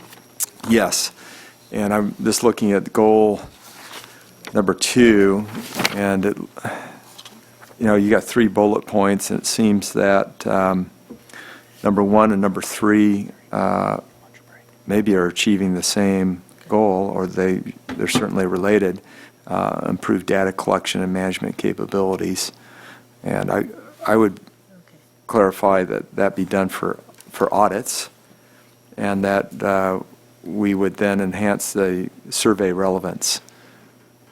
And a lot of the assessors that I've been meeting with have said that we need to be more robust in some ways. And when I say that, I mean more relevant to issues that they would actually appreciate us highlighting, that sometimes we're focusing too much on minutia in these surveys, and it's not helpful. Yeah, and that's the intent. Yes. Yes. Yeah, and so I'm just wondering if maybe we could clarify that language a little bit. Okay, I'd be happy to circle back with you. And that is indeed the intent, because I too have received, input from the assessors as to how do we really increase the value and the relevance of the survey so that it's more actionable, Yes. more valuable as they take it to their boards. And so that's really the intent, to try to get to the heart of that. So. Right, and as we get more experienced individuals that are doing those surveys, that'll improve too, but. Right. if And that's a we- part of the If training it's part of goal, our too. priority and part of our strategy. And then on goal number 3 is establish standards for subject matter expertise and training programs. And, I think in terms of improvement of the training programs for assessors and BOE employees. So I know that, we're going to need more training for our staff because we're hiring people and they're not going to have the background. They're going to need that training. But we're experiencing the same thing at the assessor offices too. And a lot of the rural counties are asking if there could be more classes that I was in Mono County last week, and county assessor says, hey, whenever a class becomes available, I just reserve 2 spots because they fill up so quickly. And so I know we're spread thin there, and we've got to look at strategically, how are we going to provide more classes, and do they all have to come to Sacramento? Could you get 5 or 6 counties to work together, maybe in the San Joaquin Valley or Central You're stealing Valley? our thunder, sir. Okay, all right.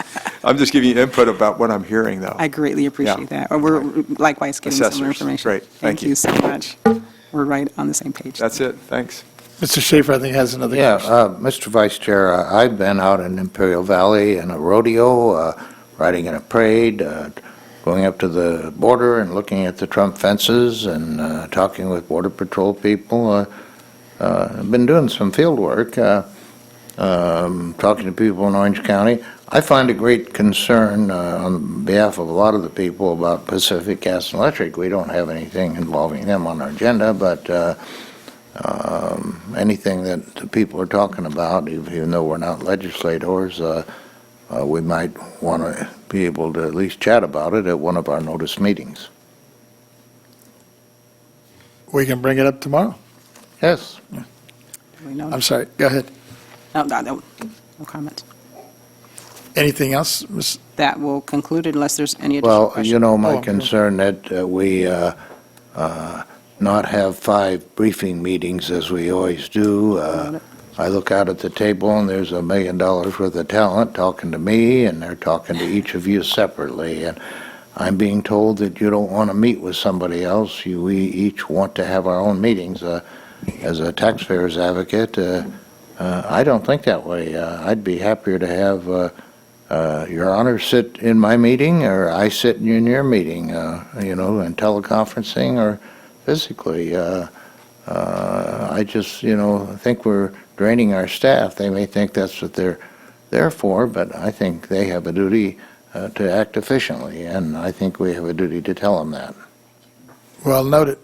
Duly noted. Can I just weigh in on that? Because Yes, sir. I do, I think it's a great idea, but I see a problem in that with Bagley Keene. I think we've got to be careful. So let's say you and I sit in on a briefing, and I've got a question about,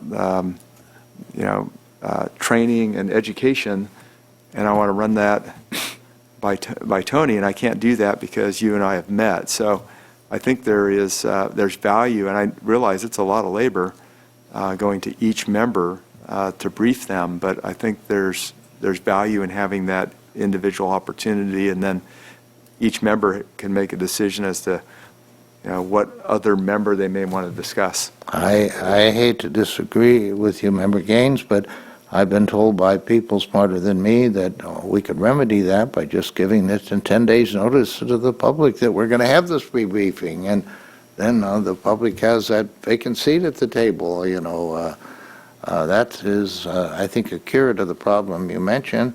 Plus, if I were chairing the meeting, I'd say, we're not going to talk about that. That's for the meeting itself. You can nip it in the bud if somebody should start to ask something substantive. I just sort of sit there and nod and sometimes ask some procedural question. I think all the questions I have are generally procedural matters, which are not really Bagley Clean matters. I would not, I'm smart enough to know that I don't start discussing an agenda item at a pre-hearing. The pre-hearing is just really to for procedural matters. So I would have my two objections. I think it's the first time I've ever disagreed with you. That's healthy. Discussion. That's good, yeah. And actually, I'd like to, I don't think we need to weigh in today, but I think that's actually a good discussion to have tomorrow as we talk about our strategic planning moving forward, because I think it's a good point, and I see the arguments on both sides of that one. But I think we do need to be very careful, because there's only five, well, in this case, technically, I guess there's only four of us that are actually elected to the board, and then, of course, with Ms. Stowers. So unlike, when you're sitting maybe in a council meeting and there's, 12 of you, it's a little bit easier to, team up with one other person.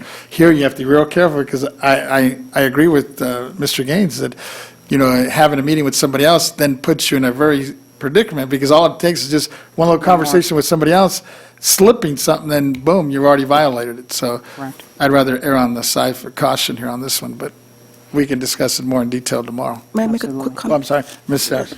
I also want to just kind of, for the record, be clear that the Bagley-King Act would also apply to me as the controller representative, just like it would apply to any of your chief of staffs. We're under the same restrictions.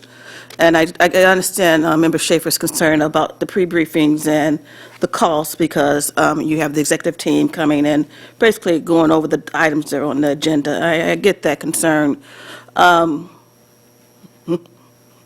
Me personally, when they offer me pre-briefing, and it depends on the topic, if I take a pre-briefing. We have that discretion to say thank you, but no thank you. And she's exercised that option. That's good. So we appreciate your comments, Mr. Schaefer, and the concern to the points that you've all made. It is pre-briefing time 5. They typically can run anywhere from, from an hour to more. But it also gives us an opportunity, just in terms of the bidirectional value of a pre-briefing. It also is an opportunity for staff to not only brief you, but is an opportunity for us to hear from you what your thoughts are about the presentations that we're making, and then just get a sense of perhaps what some of the questions are.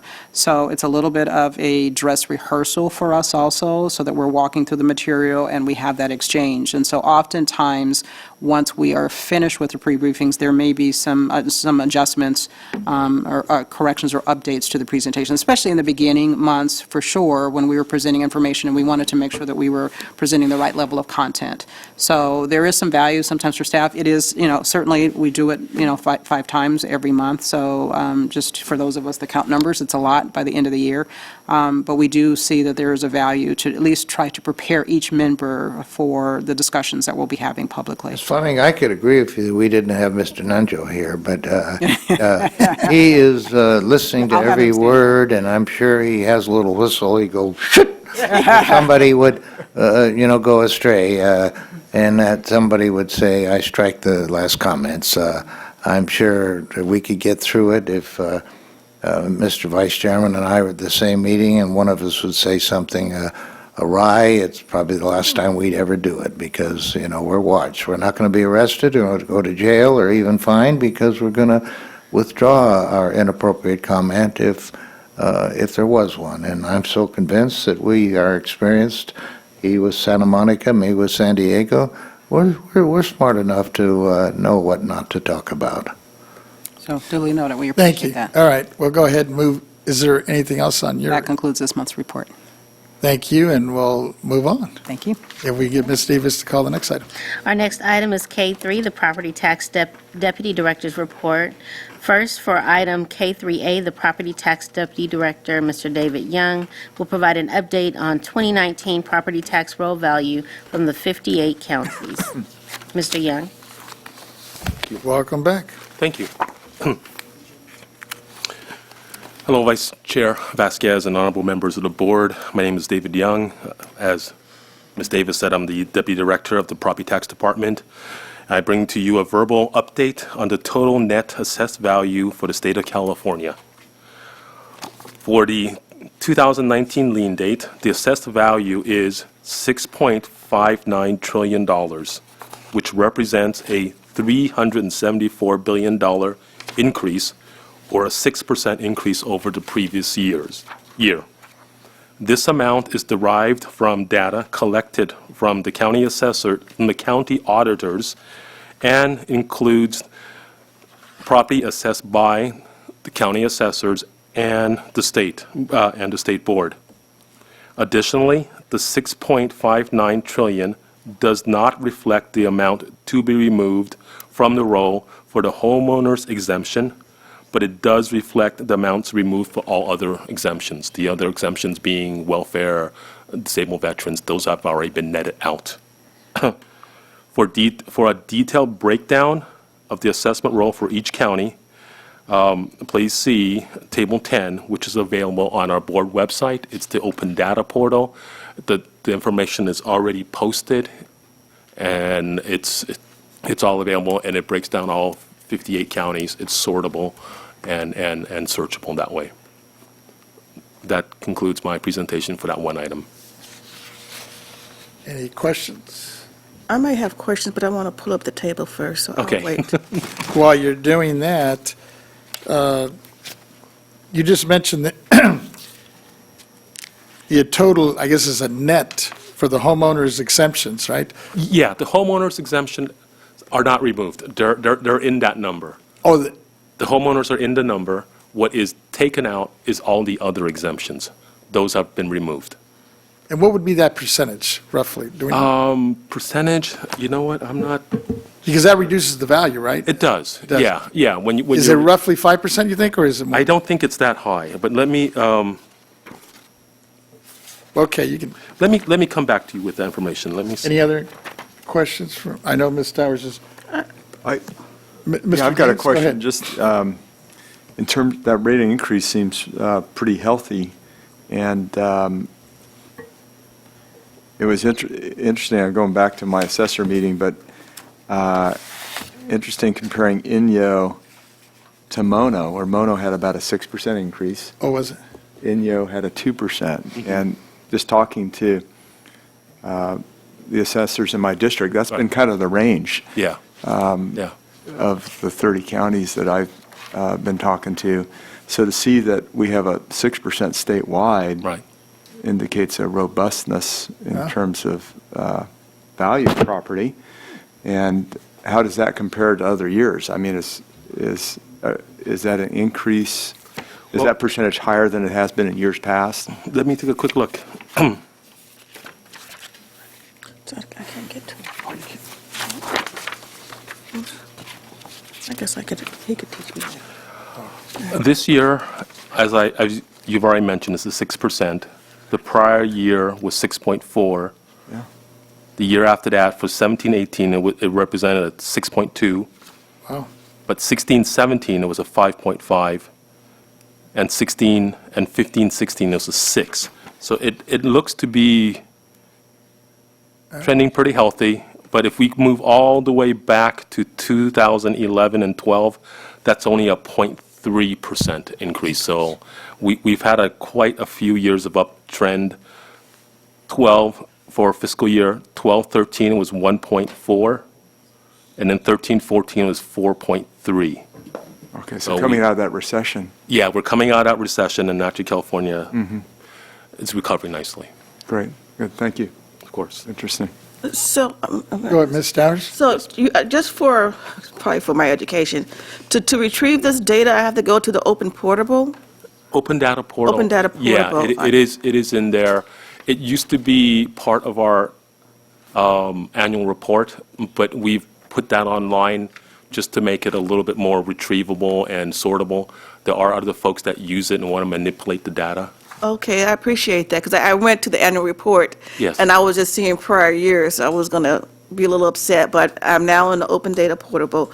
I see the information. Yes, And it looks like it's the same information that the controller tracks on by the numbers, which is equivalent to open data. yes. Yeah. It should be very consistent. It should be consistent. Yeah, Yes. it does look very consistent.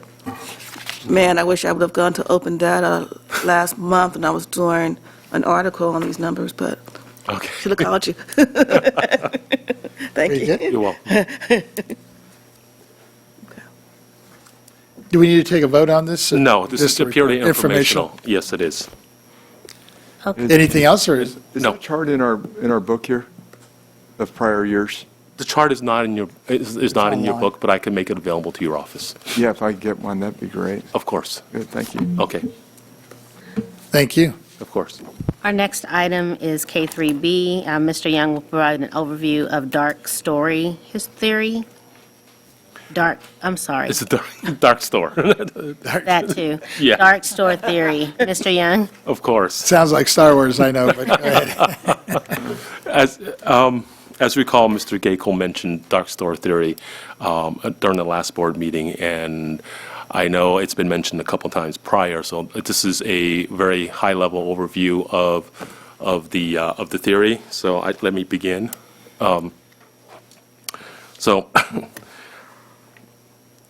Good morning again. I'll skip that part. You guys already know I'm Dave Young. So, okay. So increasingly, in recent years, owners of big box retail stores in California and other states have sought reductions in property tax assessments on the grounds that their property have been unfairly assessed. Big box retailers is a retail store that occupies a large amount of physical space and offers a variety of products to its consumers or customers. These owners have contended that their fully operational stores must be valued as though the operations had ceased and the buildings were vacant. In valuation terms, the owners have argued that a property's value should not be determined by its profitability to the present owner, but rather by the amount a prospective purchaser would be willing to pay for the property if it were offered for sale. So, slide 3. Okay. This is the essence of the so-called dark store theory, whereby owners contend that although the big box stores may be occupied and operated as designed, it would have little value to a prospective purchaser and should therefore be valued as vacant or dark. Essentially, they contend that their stores are so specially designed for the current occupant that no one else would consider making an offer that would reflect the value of the property to its current owner or its current use. Proponents of the dark store theory contend that an operating big box retail store should not be valued based on its current use, but rather under the assumption that the store is vacant. So we'll go over a couple of property tax appraisal requirements and some definitions. In general, the duty of the assessor is to assess property for property tax purposes using recognized methodologies and techniques consistent with property tax law. And some of these laws are, to begin with, California Constitution, statutes such as the R&T Code, regulations require that the real property be appraised at its fair market value. Starting with the Constitution. Section 1 of Article 13 of the California Constitution establishes that the fair market value of real property is the assessable value of that property for property tax purposes. It states, unless otherwise provided by the Constitution or the laws of the United States, A, all property is taxable and shall be assessed at the same percentage of fair market value. And then B, all property so assessed shall be taxed in proportion to its full value. And then Revenue Taxation goes on to refine Subdivision A of Revenue Taxation Code, Section 110 defines fair market value as the following. The amount of cash or its equivalent that property would bring if exposed for sale in the open market under conditions in which neither buyer nor seller could take advantage of the exigencies of the other, and both the buyer and seller have knowledge of all the uses and purposes to which the property is adapted or which is capable of being used, and of the enforceable restrictions upon these uses and purposes. Next is the regulations, Property Tax Rule 2. Also, Property Tax Rule 2 states that the fair market value means the price that the property would sell for in a transaction between parties that have knowledge of the uses to which the property may be put, both seeking to maximize their own gains.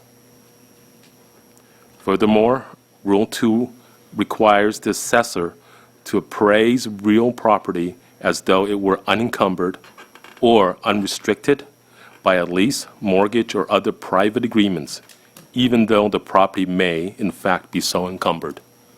So those are the general constitutional provisions, the statutory provision, and the regulatory provisions that govern how property should be valued. So, okay.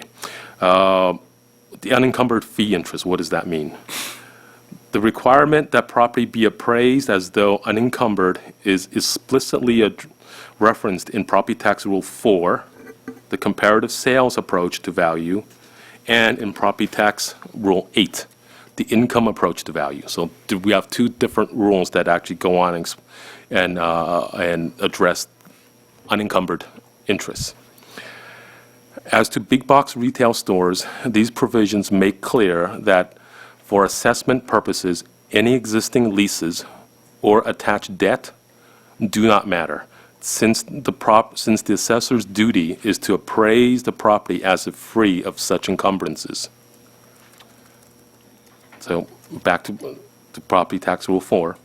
The comparative sales approach states, Rule 4 requires the assessor, in valuing an unencumbered fee interest, to convert a sales price of the property encumbered by a debt to the value if it were not so encumbered, and debt and lease.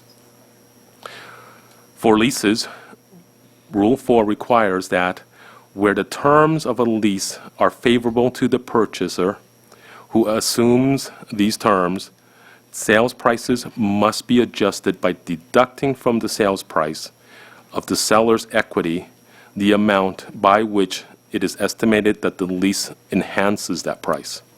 Conversely, where such terms are unfavorable to the purchaser, the conversion is made by adding to the price of the seller's equity the amount by which it is estimated that the lease depresses that price. So there is provisions in Rule 4 in the sales approach to adjust for favorable and unfavorable leases.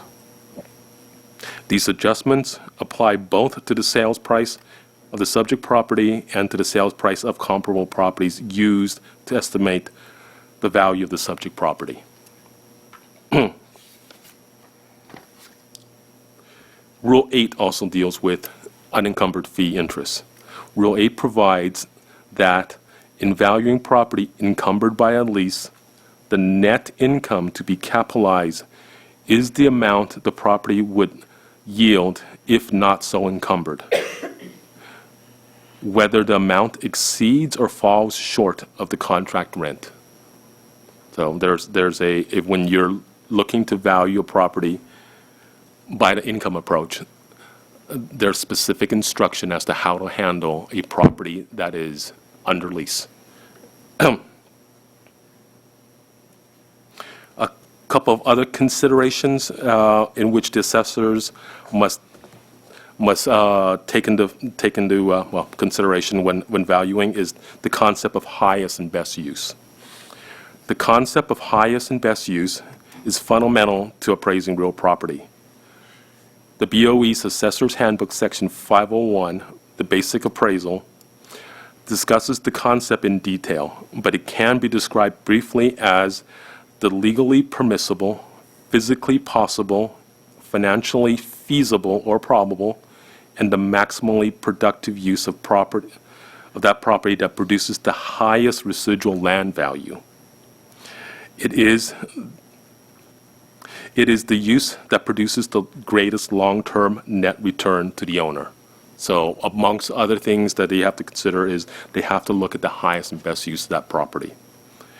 The appraiser's determination of a property's highest and best use is crucial to a proper valuation. It is also required by the statutory definition of full cash value under Revenue and Taxation Code, Section 110, which provides that an estimate of full cash value assumes a transaction under conditions in which, amongst other things, both buyers and sellers have knowledge of all the uses and purposes to which the property is adapted or for which it is capable of being used, and of its enforceable restrictions upon these uses and purposes. In the assessment of big box stores, the application of this concept means that an assessor need not estimate the value of an occupied property by assuming the store is vacant. On the contrary, the assessor will usually conclude that the present use is the highest and best use. So 2 more things, and then I will wrap up with a conclusion. We will next discuss the value in exchange versus the value in use concept. 2 competing concepts of market value are value in exchange and value in use. Fundamentally, the value in exchange is the purchasing power of a commodity to command money in exchange. It is the relative desirability of a commodity as evidenced by the actions of the buyers and the sellers in an open market. So the value of what it would sell for if you were to offer it for sale. The value in use, by contrast, refers to the value of the property based on its utilization by a particular owner. An appraiser estimating a property's value in use focuses on the value of the property, which contributes to its current owner, and is not concerned with the amount of money the property would bring if exposed for sale on the open market. So what the property is worth to that specific owner. For California tax purposes, the law provides, with few exceptions not relevant to this discussion, that the market value to be estimated in terms of the property's value is this value in exchange. That is, the appraiser evaluates the marketplace of potential buyers and sellers and endeavors to estimate the value of the money those buyers and sellers would agree upon in an arm's length transaction for that property. So, in summary, proponents of the dark store theory argue that the big box stores should be valued as a vacant because of the requirements to assess the unencumbered fee interest, and the value in exchange standards require the assessor to disregard its current use. That's what the proponents are arguing. The opponents argue that the theory that the unencumbered fee value does not mean the property must be valued as a vacant, but instead be adjusted for above or below market leases, and that the requirement to appraise property at its highest and best use requires the consideration of its current use. So there's been a couple of these assessment appeals that's been brought to California so far. I believe there's been a couple counties that have heard them. I believe one county has actually decided on them, and then another county has heard the assessment appeals but has not rendered of their finding just yet. My understanding is that it is starting with big box stores, but it probably would work its way around to other properties depending on how much traction they get. And I understand that they may actually, depending on how things go, they may actually bring it for actual judicial review, probably sue on the issue.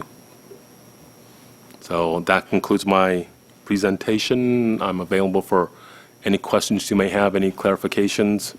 I know it was a lot, and it was probably a little technical, but the issue is relatively complex, and it is kind of playing its way through the assessment appeals arena. I have a couple of questions, but let's start with Whenever- Mr. Gaines. Whenever appropriate time. Yes. Go ahead. Okay. I'm just curious about the, we have a changing economy. Yes. That's becoming more driven by the internet and Amazon and Right. other competitors. In fact, Walmart is in that space too, right? In terms of being able to buy online. Right. But we're also seeing a lot of change occur in malls and shopping centers, and you see these higher vacancy rates as the economy shifts to something that's more driven by convenience and the internet. And to what degree is that taken into consideration in the valuation of quote-unquote retail space? It's taken into consideration on the specific property. Some of the properties may actually suffer a decrease in its marketability or desirability just because of the items that you've mentioned. A lot of online retailing and brick and mortar not being so popular, but usually the assessors and the appraisers when they're looking at that specific property, their duty and job is to evaluate those conditions, those specific market conditions. I think what makes this issue so complex is that we run the whole gamut. There are places where some of that is very, very evident, and some of the stores have been vacant for a long time, and some places they're not. Some places, as soon as they become vacant, they're turned over and they're reused again. Mm-hmm. So it's incumbent upon the assessor and the appraiser working that specific market, that specific property, to judge, evaluate, and make discernment on how much of that does affect that specific store. Okay, So, yeah. I'm slightly familiar with Prop 8, but Yeah. can you tell me a little bit about how that functions? How does that, and is that only, I've seen it with homeowner valuation. So is that specific to homeowner value? It is not. Prop 8 is available through the whole, all of California. So if property is indeed assessed, whether it's big box retail or office building, if it is assessed, its fair market value is higher than its current market value, they would be entitled to a Prop 8 reduction, just like a homeowner or anybody else. So, and there have been, and I know most counties probably do have some commercial retail property that are in Prop 8s. Okay, how about wildfire? If it's wildfire, usually for wildfire, they would seek a reduction under disaster relief. Okay. It's a more immediate reduction in their value, and That's a one-year adjustment? Or can it be multiple years? It could be more. Okay. It could be more. Both Prop 8 and disaster relief can be multiple years. It depends on the market condition. Once the assessor puts it under either one, it's incumbent upon them to review it annually to see whether it's still correct, or it may need an adjustment, either up or down.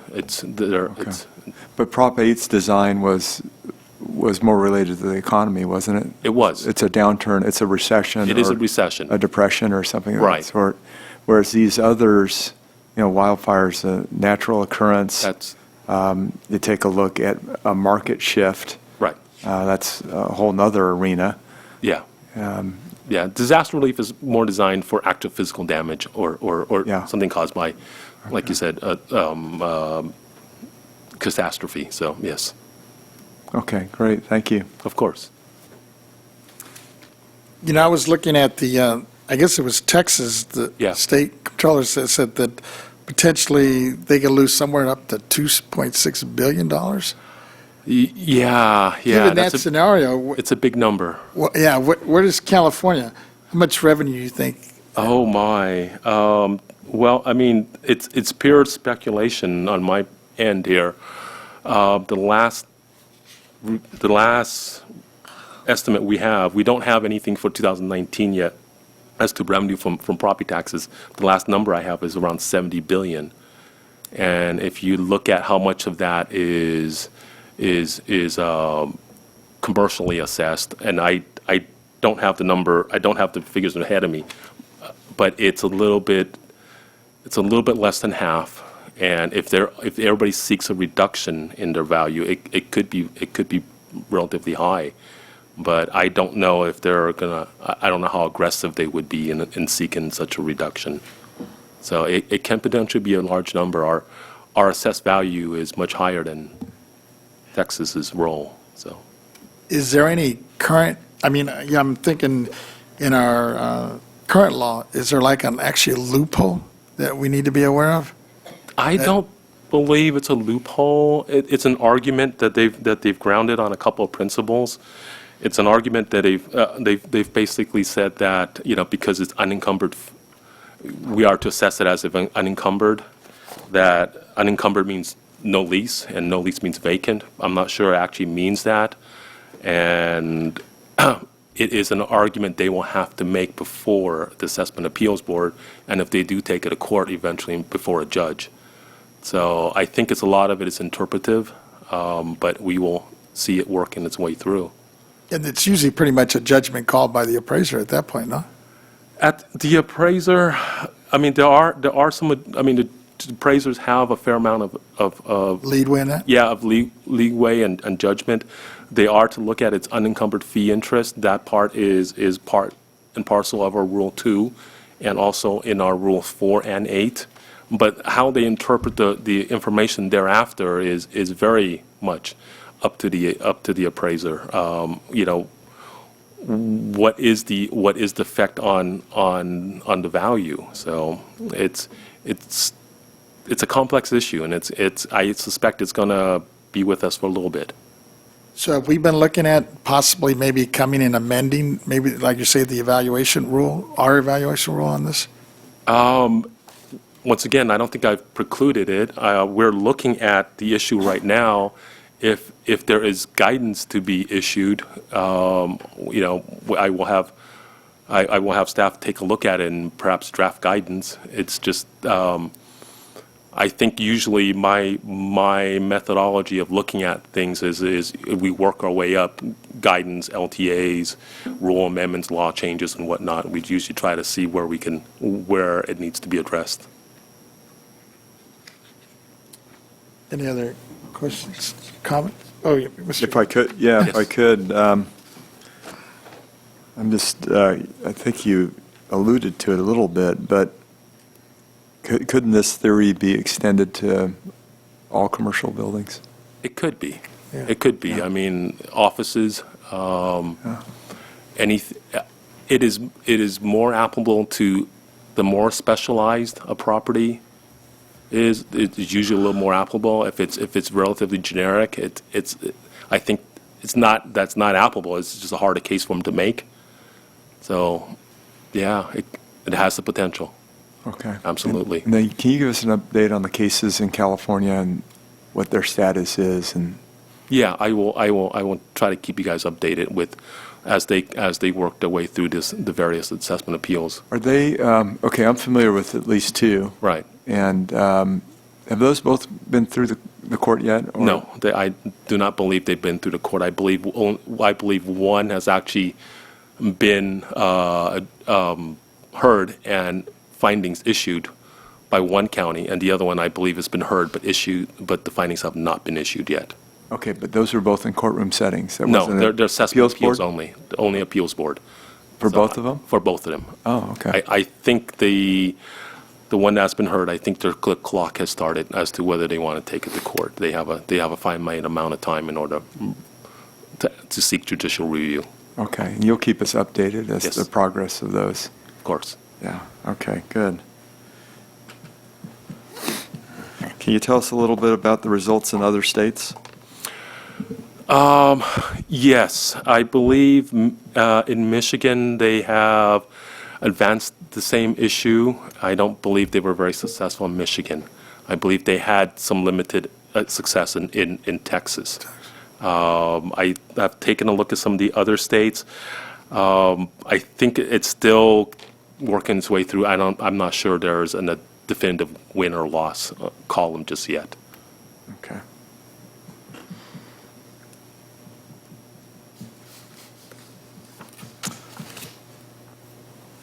So in the cases that you've heard so far, how important is the vacant property aspect versus occupied property? I'm sorry, sir, but I The didn't, vacant versus occupied, how big of an element is that in the cases that have been heard so far in California? I think it's one of their central tenets of their argument. Okay. If you say it's vacant, there are a couple of things that reason why it could be vacant. It could be vacant waiting pending just regular lease up, or it could be vacant because the market conditions no longer support that type of operation or business. One affects the property value a little bit, the other one affects the property value quite a lot. Okay. So, And so the assessor takes that into consideration yes. Yeah. based on what's creating that vacancy Exactly. for that particular building? Exactly. And that should all be a part of their analysis on their highest and best use. What exactly is driving this vacancy? Okay. And so you could have, on this dark stores theory, I mean, it sounds like the criteria are setting the stage for one type of valuation, and not considering what may be driving the vacancy. Right. Yeah. So Absolutely. we've got Country Club Center, Yeah. that's like 80% vacant. Right. So that, Yeah. I mean, there's a market condition going on there, There's a market condition going on there. And, right? Yeah. Versus maybe one vacant building Right. that may have been closed for a strategic reason, Right. relocated Right. with an extended lease that might prevent a competitor from occupying that space. or- Yes. Yeah.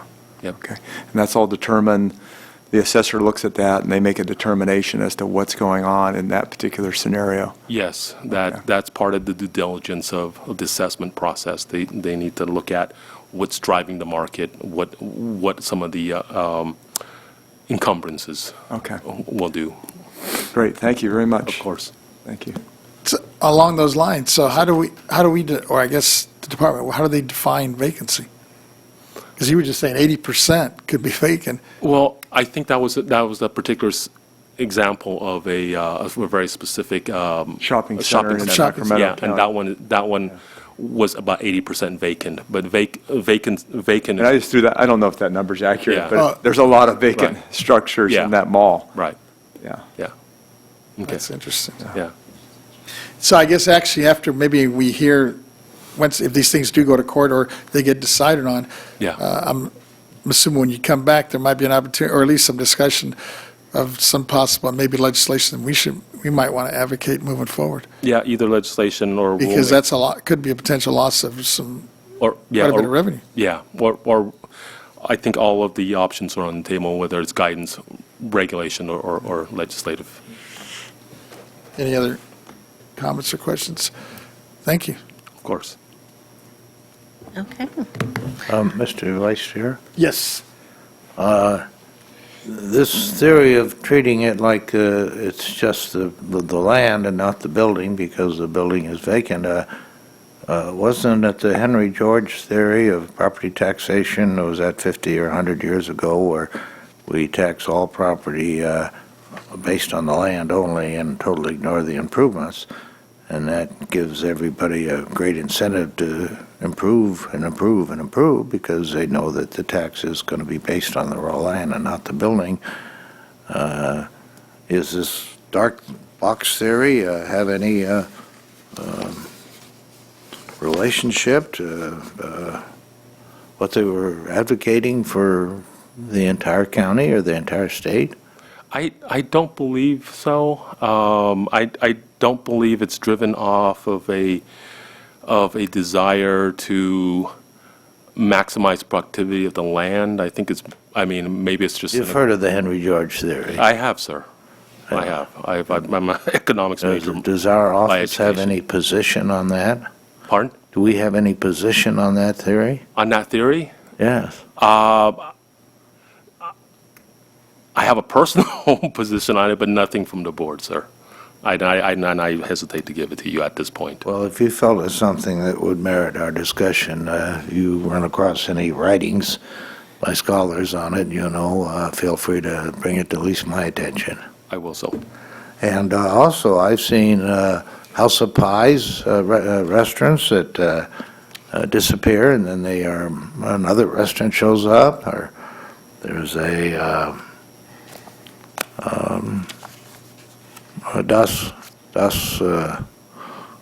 Das Wieners stand on a corner, and it become a cannabis. I mean, a lot of these stores do become other things, using the space that's there. That's one reason it's difficult for me to buy the dark building theory, but I can see some of the merit. And you're saying it did pass in Texas? I think they've had some success in Texas. They've won a couple cases in Texas. But nothing of state law? I do not believe it's embedded in their state law, sir.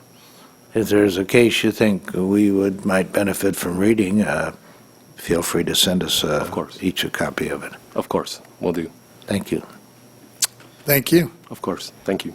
I think that concludes that this. concludes Oh, I'm sorry, is there something more on this? No, this is it for this. I have one more But presentation. I think you have one more item? No, it's up to you to call. I'll call the next item. Yes, I'll have Ms. Davis call the next item. Our next item is K3C Assessment Practices Survey, Part 3, with Ms. Diane Yasui of the County Assessed Properties Division presenting a summary of the surveys issued in the past 3 years. Ms. Yasui. Welcome. Thank you. Good afternoon, Vice Chair Vasquez and members of the board. My name is Diane Yasui. I'm the manager of the Assessment Practices Survey Program, and my presentation will cover the Assessment Practices Survey Program objectives and findings over the last 3 years. Okay.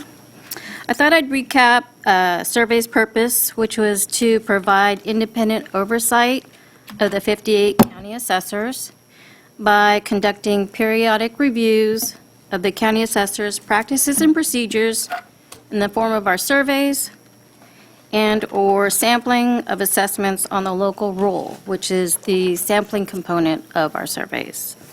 Okay? We essentially conduct these compliance audits and publish our findings and recommendations. But before I proceed with Part 3, I thought I'd recap some of what was covered in Part 1 and 2 as a reminder. So in Part 1 of our presentation, which was presented in June, we provided an overview of the program, which dealt with legal authority, scope, history, function, and the roles and responsibilities of our program. Part 2 of the presentation covered findings and trends and provided an overview of the report, the survey report, and then an overview of the sampling assessment report, and then summary of our findings, trends, observations, and involved a discussion on the challenges, risks, and observations that we had.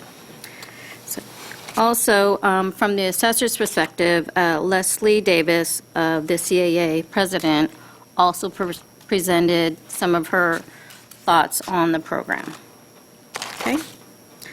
So the previous presentations were high-level reviews, and this presentation will be a deeper look. I will provide a more recent and relevant overview of what we found over the last 3 years. My presentation will focus specifically on the survey and sampling objectives and findings from 2016 through 2019. So our main objective, or one of the main objectives, is to determine whether the assessor's practices and procedures comply with statutes, regulations, and ordinances. A few examples that we determine whether or not the assessor complies would be under Revenue and Taxation Code 51, we look at base year value adjustments that they've made. Or under Revenue Taxation Code 70, we look at new construction and the way they handle new construction. We also determine whether or not they're applying the exclusions appropriately. For example, parent-child exclusions and maybe the exclusions for disabled persons when they adjust their structure to accommodate. There are also regulations that we look into to verify whether or not they're following the approaches to value, which is under Property Tax Rule 3, and as far as Tax Rule 21, we look into the valuation of their taxable possessory interests. Those are just a few examples of the types of things we look at when we're looking at statutes, regulations, and ordinances. Okay? If they do have an ordinance, we make sure that the ordinance complies with statute and that they're actually following the statutes. Okay? Another objective is we determine whether the assessor's practices comply with generally accepted appraisal principles, such as the cost, market, and income approach. In the cost approach, we look at some of the resources that they use, such as Marshall and Swift, and then some of our cost manuals, which are the AH 531 and AH 534. We also look at the annual valuation for new construction spanning 2 different lien dates.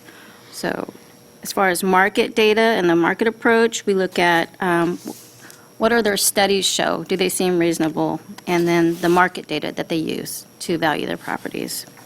As far as the income approach, we look at the income stream, the allowable expenses that they've allowed, and then some cap rates. Are they reasonable?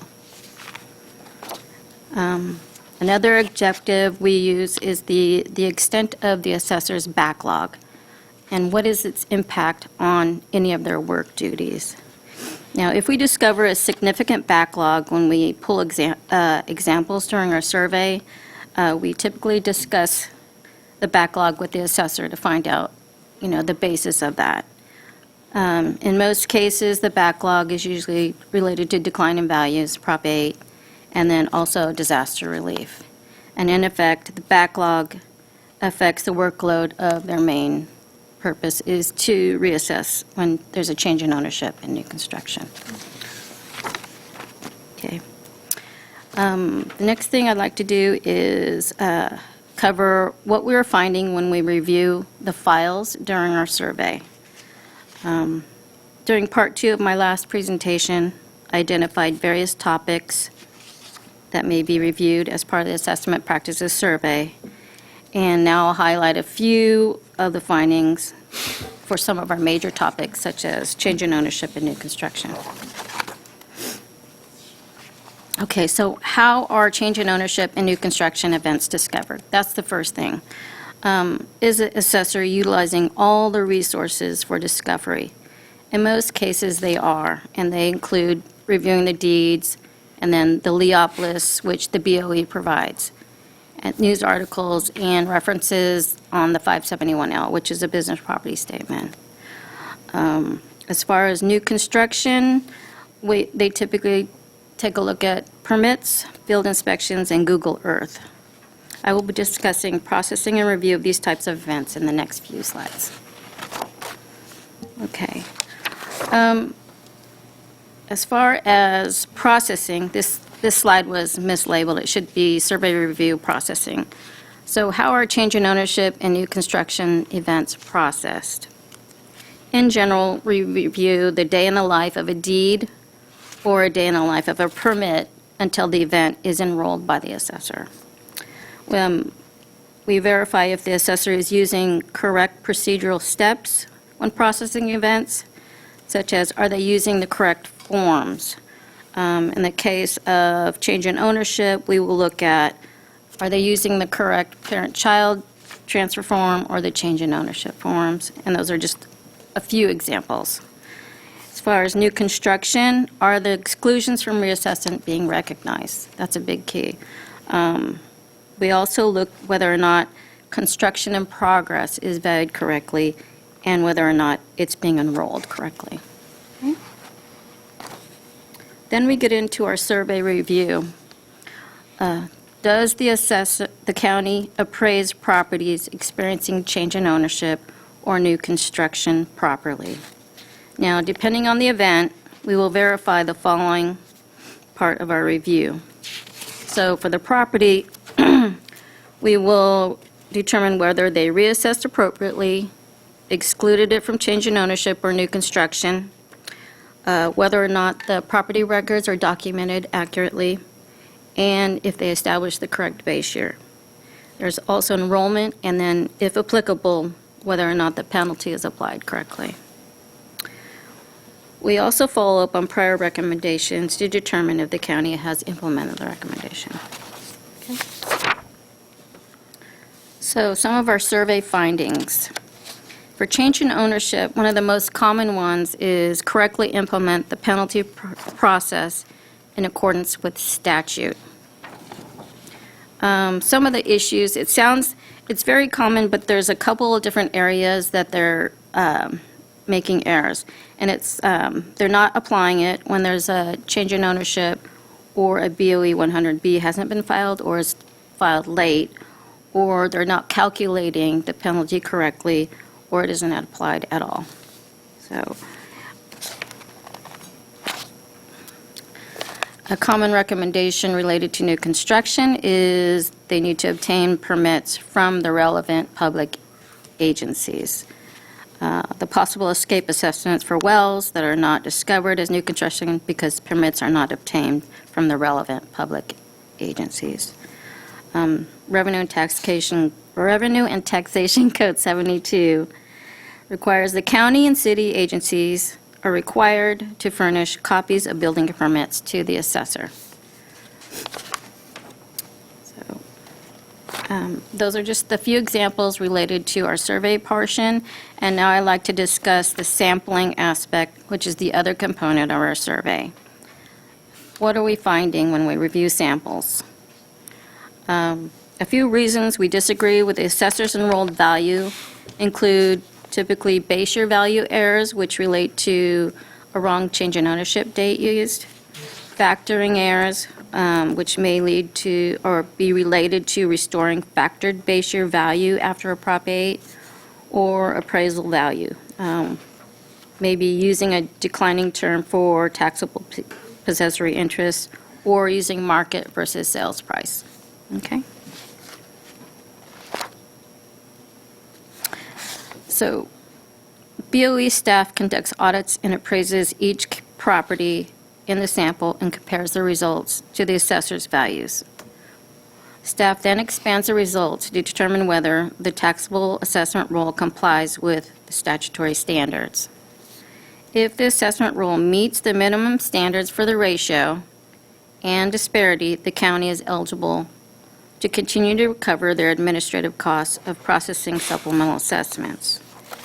Now, the average assessment ratio in the county must be at least 95%, and the disparity assessments is measured by the sum of the absolute differences. So that figure may not exceed 7.5%. So our sample findings, we found that the average sample size was about 293 samples. The average number of disagrees was about 27, which equals to 10.7%. The data we gathered on the 21 counties based on the sample results published from 2016 through 2019 indicated that the average assessment ratio was 99.86. So remember, the minimum acceptable ratio was 95%. And then as far as the absolute difference, the average sum of the absolute differences was 1.18, and the maximum acceptable sum is 7.5. So all counties we sampled in those years were certified as eligible to receive reimbursement of costs. Okay?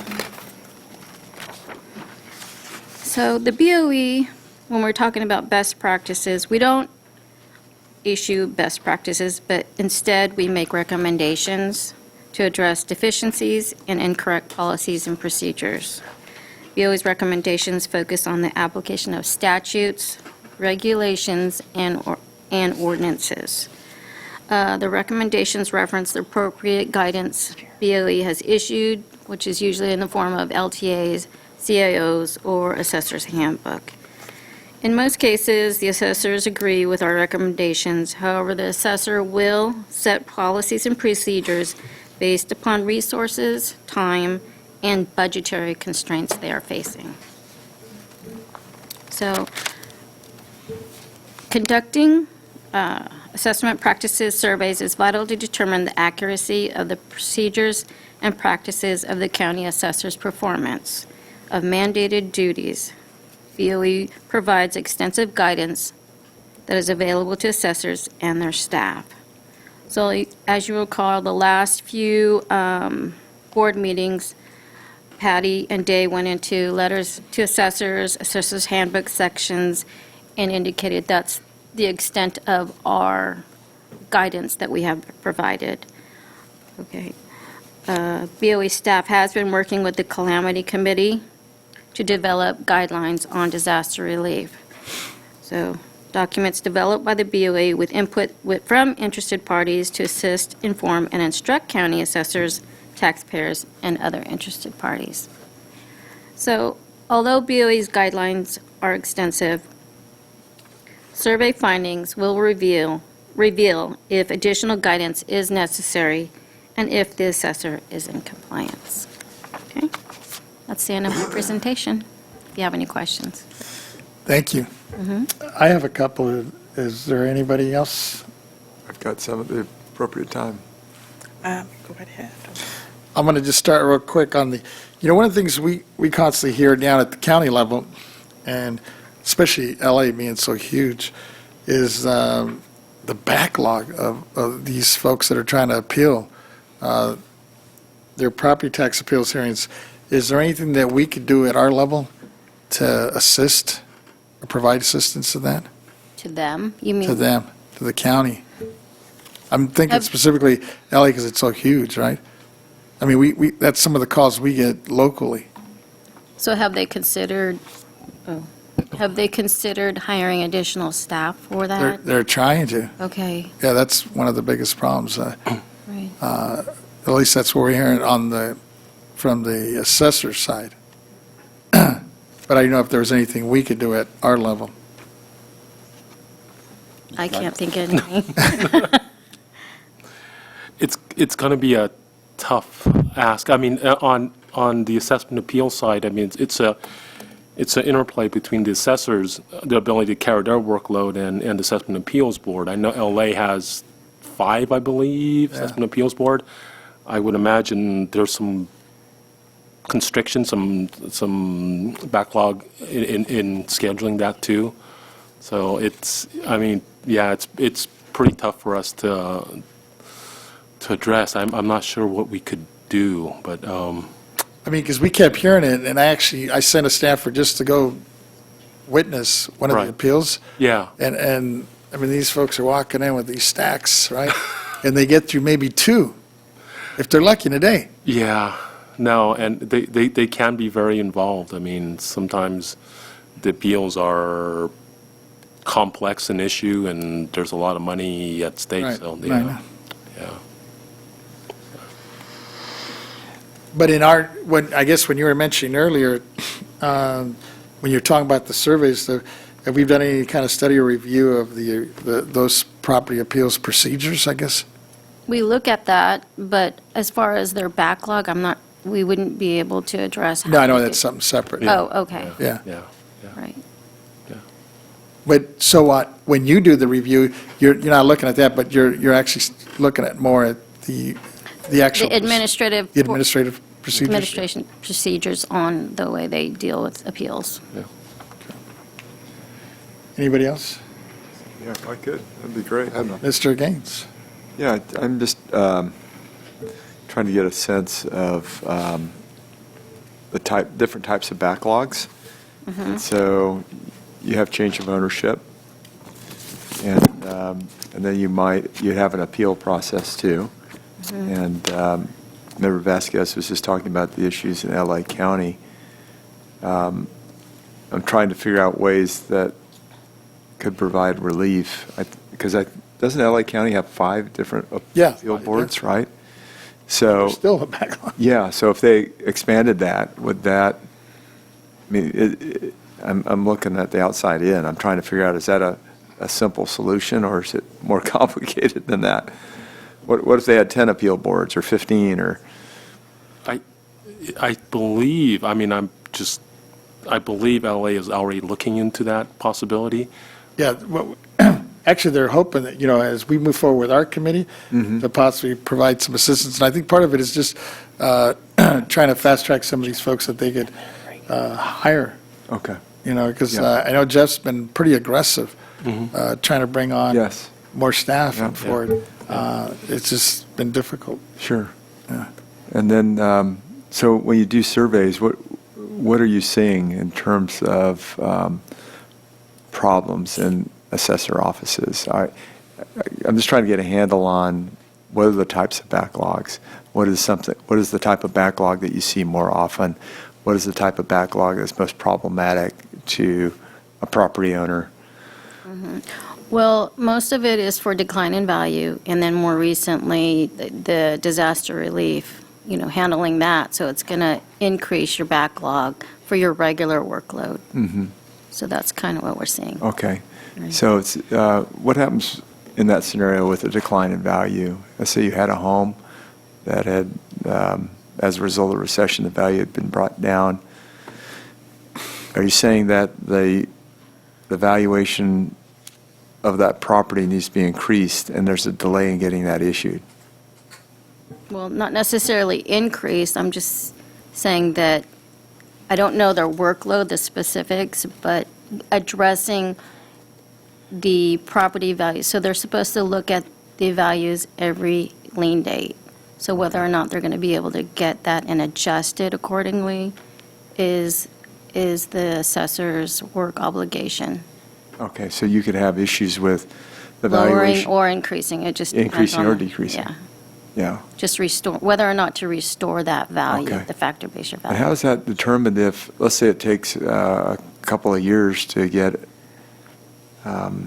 let's say you have a Prop 8, the market's changing, it's increasing, and that value hasn't gone up, and let's say it takes 3 years for the assessor to update that, are there back taxes due for that 3-year period? Yes. Well, once they establish the factored base year value, when they catch up, is that what you mean? Mhm. Right. Yes. Okay. All right, and I guess that can go back both ways if it's a declining scenario also. Or would that happen immediately if you ask for a Prop 8 decline in value? Would what happen immediately? Would that value be, would that be processed immediately, or did we have a scenario with Prop 8 decreases in value that were backlogged for years? Have we experienced I'm that? I'm not sure what you're trying to ask. Okay, so we're in a recession. I'm asking that Prop 8 valuation be done by the county assessor. There's a backlog by the county assessor. They're not able to look at my property for 3 years. So I pay the higher taxes for 3 years. right. So do I get a credit for those 3 years? Going back to the date of the request? For a Prop 8 review, usually you have to do it within a year. So if you do not review the assessee's value, let's say in your scenario, you went 3 years, that probably would put the taxpayer in jeopardy because they're going to not be able to recover 2 of those 3 years. You only are allowed to look back 1 year for Prop 8s. Okay, So it is important that they so in that review. request, it would never be more than a 1-year backlog? It should not be. Yeah. Yeah. Okay. All right, great. Thank you. Thank you, of course. Yeah, I was looking at Leslie out in the audience. She's shaking her head, so I guess you can't go back. Yeah. Any other questions? I have another one. Oh, I'm if I sorry. Go could. ahead, Mr. Yeah, I'm sorry. I just was looking at this percentage of disagrees. So is that someone challenging their property value as a disagree? No, it's the value enrolled by the assessor is different than what we consider to be the value. Okay. For that particular parcel. Okay, all right. And then what is the kind of the mean average for that number? I mean, You mean dollar-wise? no, in terms of percentages. So It when was I look at- 10%, I think. So, yeah, average percentage disagrees found was 10.7. Right. when does it raise a red flag? When is it a problem? At 20% or? It becomes a problem when they don't meet their ratio. Okay. And that ratio is So- what? What's the ratio? The 95%? Okay. Okay. All right. So if your disagrees are 5% or higher, you're not hitting the ratio? No, I think you're confusing. We just provided that statistic just to show, on average, the number of disagrees we have of the total sample. Okay. Okay? Okay. And that was related to those counties surveyed in that 3-year period. But when we're talking about the differences, the absolute value and differences, and the ratio, we're talking about thresholds of 95%, so that speaks to the total roll versus a particular sample. I see. Okay? Okay. That's the difference. All right, very well. But there's not a criteria set up when we do a survey that indicates a degree of problems or challenges for that particular county, is there? Say that again. Is there any sort of criteria that the BOE has that shows that, this county is in great shape, this county is in not so great shape, or this county is failing in terms of its assessment of property? Do we have any criteria? Go ahead. Or we just do a survey and it is No. what it is and? No, we don't have a set criteria in which we grade them.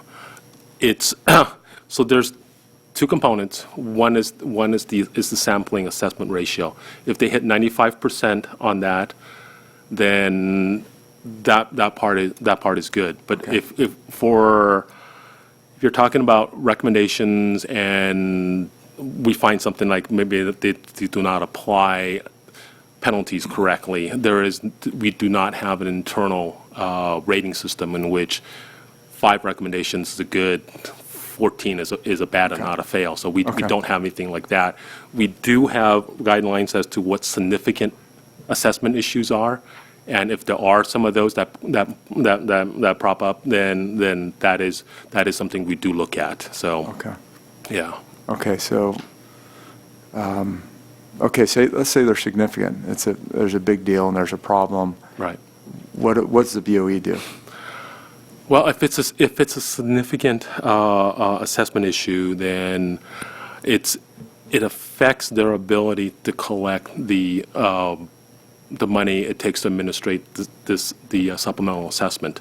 So I think that's predicated on hitting the 95%, and there's no significant assessment issues. So it's a budgetary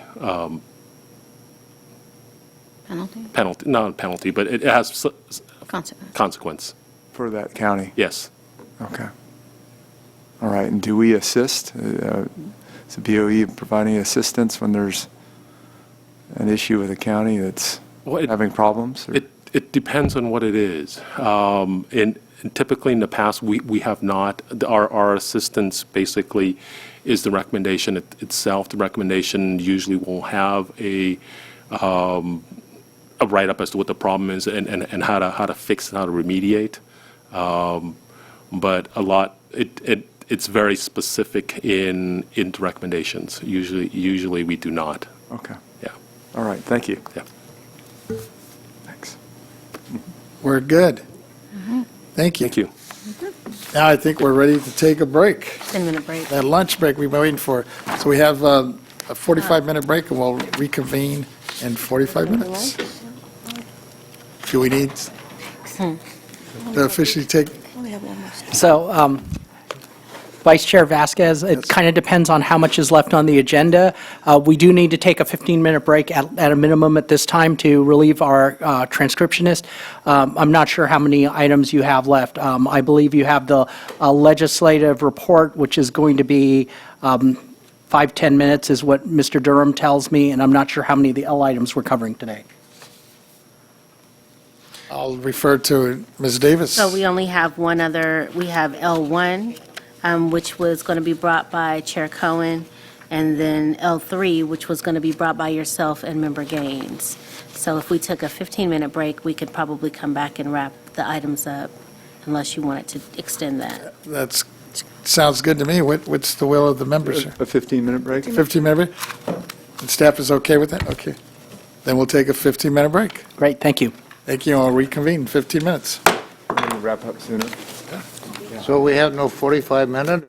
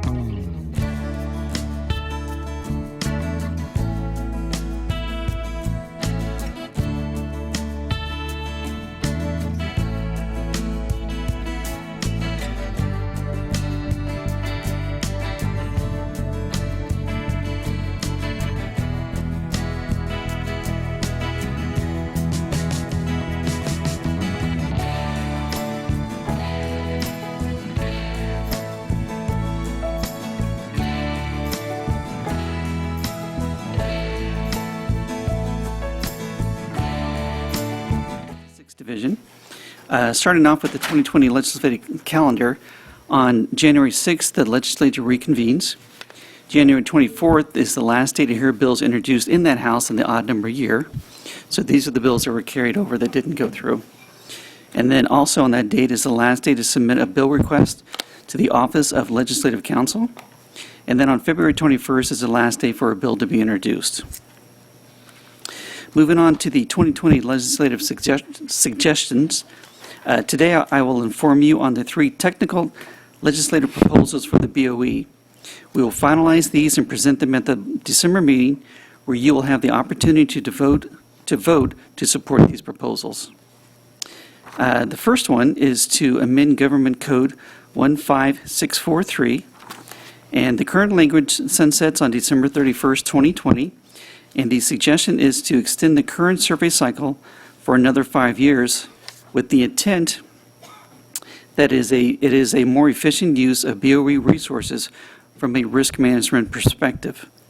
The benefit is that the current selection scheme reviews between 95 and 97% of the total assessed value within the state, while having to survey only 45 counties in a 5-year cycle versus all 58 counties. The second suggestion is to amend Revenue Tax Code Section 1752.2. The intent would be to apply the same rules for multi-jurisdictional assessment appeals board as those that apply to county boards of supervisors who are sitting as a local board of equalization and to locally appointed assessment appeals boards. Then the final one is to amend Revenue Tax Code Section 439.2.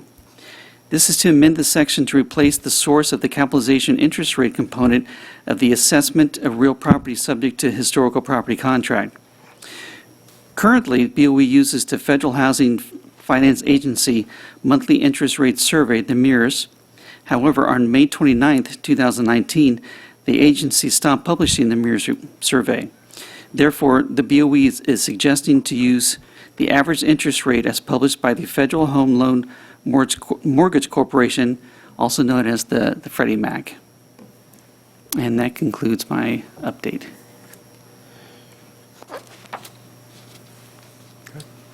Any comments or questions? Mr. Chair. Yes, Mr. Schaefer. Mr. Durham, as you know, I've mentioned at some of our pre-briefing that I'm concerned that we get our money into the coffers of the state quicker rather than later, and that I suggest a 2% discount as an incentive if all bills were paid in 10 days. I don't know if that would require legislation or if that could be a rule-making within an agency. I wonder if you have any thoughts where this idea needs to go. That would be... Time to call in the master, huh? Joe. I'm sorry, can you repeat the question, Member Schaefer? Yes, I've mentioned several times that I'd like to get our money into the coffers of the state quicker, and that I thought a good way to do that would be to give every taxpayer a 2% discount if he pays a bill within 10 days, because a lot of people do have the money and can pay it now, and they'd benefit, and we'd sure benefit. I wondered if that requires an enactment at the legislature, or if it can be within rulemaking affecting how the assessor's office and the treasurer's office at a county level. I'd like it to be not just county decision, but a state matter. If it's something that's mandated upon all the counties, that would have to go through the legislature. Do we have a particular legislator that likes our issues, or am I stuck with somebody in San Diego that may not really care? We would have to work that up, and then typically the way Mr. Durham can weigh in, but typically the way we work these up is we work up the language, what we're trying to do, and then after we've kind of got everything set up, then we try to find an author for the bill. Correct. Mm-hmm. Well, any assistance you could give me in your spare time, I would appreciate it. So thank you for your comments, Mr. Schaefer. We'll circle back with your office and work through some of those details. Thank you. Great. Very good. Thank you. Just a quick Ms. question. Stowers, I'm Thank sorry. you. So, Mr. Dormer, you said these are proposed legislation changes of 3. And I do believe we got some draft language. You said you're going to bring them back to us in December? Yes, I'm going to bring these back. We're going to finalize these and bring these back in December for a vote of support. Vote of support or a vote of sponsorship, and does it matter? I would think it would be just a vote of support to move these forward, just get the board support, and I guess it would be sponsorship. Yeah, I actually remember, I think you guys called these technical in nature. Correct. Technical in nature, whether they're technical in nature, operational, a change in law that's going to result in a tax expenditure, or a change in law that's going to result in a tax expenditure. Regardless, I think as long as they're involving the property tax system, a system that this body is in charge of administering, although staff will work up the language, I think they should always come back to this body for board sponsorship. Okay, exactly. That's what we're going to be doing in December. Okay. So thank you for that comment. What I've asked Mr. Durham to do is, he's got drafts, and that's the draft material that has been provided. But if you note, the information was not a part of PAN.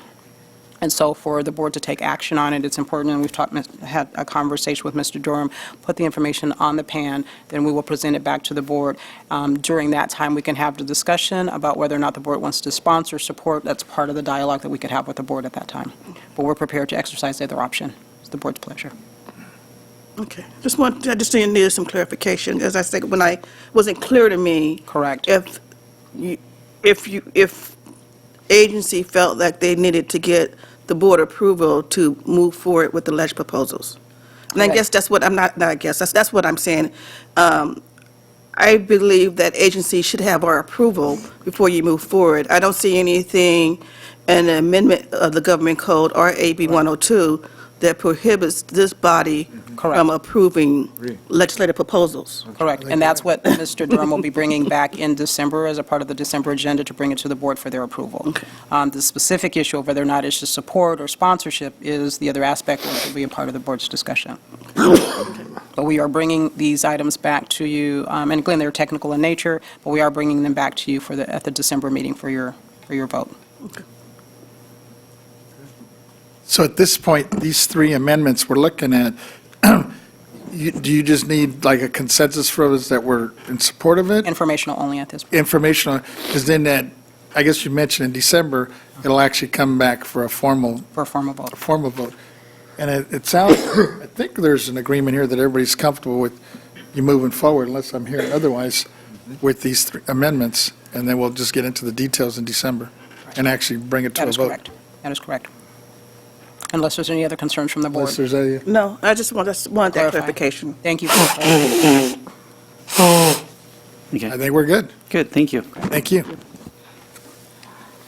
With that, Ms. Davis, we'll move on to the next item. Okay, our next two items are L items. The first is L1, property tax exemptions, review and affordable housing discussion. This will be presented by Mr. Gaines, I'm understanding. Yes. Thank you. Well, jointly. But you know what? Actually, this is actually Ms. Cohen's. Right. Yeah. But I was wondering, since if we're going to table, I know we're going to have another item tomorrow, especially on the December 6th item. I wonder if the members We're feel doing the comfortable. workforce training. We're going to do the workforce. Right. Right now, because we're here. But I'm thinking on the taxation, though, affordable housing piece, I know Ms. Cohen, I think it'd be great to have her input on this as we discuss it. And I was wondering if the members are comfortable tabling this until tomorrow. I guess it would have to be after we get into our strategic planning. Right. It'd be at the back end of the meeting. Yeah, as I mentioned earlier, Vice Chair Vasquez, I think we have a couple items now that we were going to address after the strategic planning session tomorrow. It's absolutely your pleasure whether you'd like to continue this to that time as well. I would like to recommend that unless people Absolutely. feel otherwise. Yeah. I'm good with that. Good? Okay. Okay, wonderful. We'll We'll take that up tomorrow after the strategic planning session. Thank you. Okay. Let's move on to the next item. Okay, our next item is item L3, Workforce Planning Group. This will be presented by Mr. Gaines and Mr. Vasquez. Mr. Vice Chair? Mr. Gaines, I'll let you, or do you want me to open it up? Why don't you open it up? I'll open it up. Okay, I think you all have the information in front of you, and one of the things we've been talking about, and actually, I guess it kind of dovetails into what we heard earlier today, and it's something that it's been ongoing, at least especially in LA County, with Jeff Prang, my assessor, that whatever we can do to fast-track these appraisers, the better it's going to be for him. And I know at some point, and this is something I'll bring back, we'll have a discussion, get a little bit more in-depth discussion tomorrow, specifically as it pertains to one of the requirements that, I think one of the impediments we have up here is that requires that they need a 4-year degree to actually be hired as an appraiser. One of the things I would like to propose, and it would be more in the discussion tomorrow, is that we look at creating, I guess it has to be probably a new rule or some kind of vote that we would take up here at the state level that would allow counties like LA and others to hire somebody with an emergency certificate after 2 years, like from a community college as an example. But rather than get into those details now, we'll take those up tomorrow. And Mr. Gaines and I have been talking about this, and I'm glad that he's willing to share some of the load on this one, and he's actually prepared some comments as well. And I think as we look at it, I think one of the things we need to look at is what we can do, not only for the appraisers, but other items as it pertains to the workload, not only for the BOE staff itself, but us as members up here taking a little bit maybe more responsibility with our staff. So that's kind of my thoughts, and I'm thinking moving forward, and it's something that we'll probably get a little bit more into discussion tomorrow, is possibly looking at creating maybe other task force that can get into some of the other areas that I think we need to provide some assistance to the BOE staff. But those are kind of my open remarks, and I'll turn it over to Mr. Gaines and get his thoughts and comments, and then we'll open it up to the rest of the members. That's great, wonderful. Yeah, we've been working together along with Brenda. I want to thank her, Brenda Fleming, for your help in helping us put this proposal together. But what we really want to do is take a look at the workforce planning for the BOE, and what do we do for county assessors in terms of getting the right people in place. We have challenges with the baby boomer generation retiring. I mean, everywhere I go, it's a problem. How do you find the right people to fill positions at the county level? We're having the same experience here at the BOE. And so if you just take a look at that in and of itself, we have a challenge before us. But with the advent of split role perhaps coming our way, it's going to be a much bigger challenge. And so we've broken down our proposal into 3 different tiers. And the first tier is develop a plan for the BOE that would use existing state processes to resolve the classification of pay issues. The hope would be that those could be consolidated, that we could move people up into higher classifications that would be competitive within the marketplace, so that we're not having a brain drain occurring at the BOE. And so we would be coordinating with the CDTFA and CalHR with the salary study, which is actually moving forward. The BOE staff would update board members of its progress as we move forward on that front. Tier 2 would establish a coalition of private and public sector organizations, as Mr. Vasquez has been talking about for months now. And the inclusion of county assessors, certainly Jeff Prang and LA County are a critical element of this discussion. And my hope is that we can also engage some of the smaller counties so that we get a good representation of what is needed in terms of getting the the right types of educational systems set up and to speed that process up. And so we're working with the Bureau of Real Estate Appraisers, the Appraisal Institute. The workshop would utilize BRIA's and AI's knowledge and talent to expand the opportunities to attract and retain staff necessary. And then the association would develop training and continuing education courses for the future. And we know they're in demand. We just have to figure out how do we get those classes at the right locations throughout the state, and how do we provide more of those classes. And I know some of these are available online, and I'm sure that works for many of the needs of our county assessor staff and also BOE, but I think it's got to be a mixture. Sometimes the learning environment is better when you're there with the instructor. And then, of course, Tier 3 would leverage the role of board members to engage with the legislature, educational institutions, and other organizations to encourage private and public sector investment. And this would engage the discussion that Mr. Vasquez has brought forward.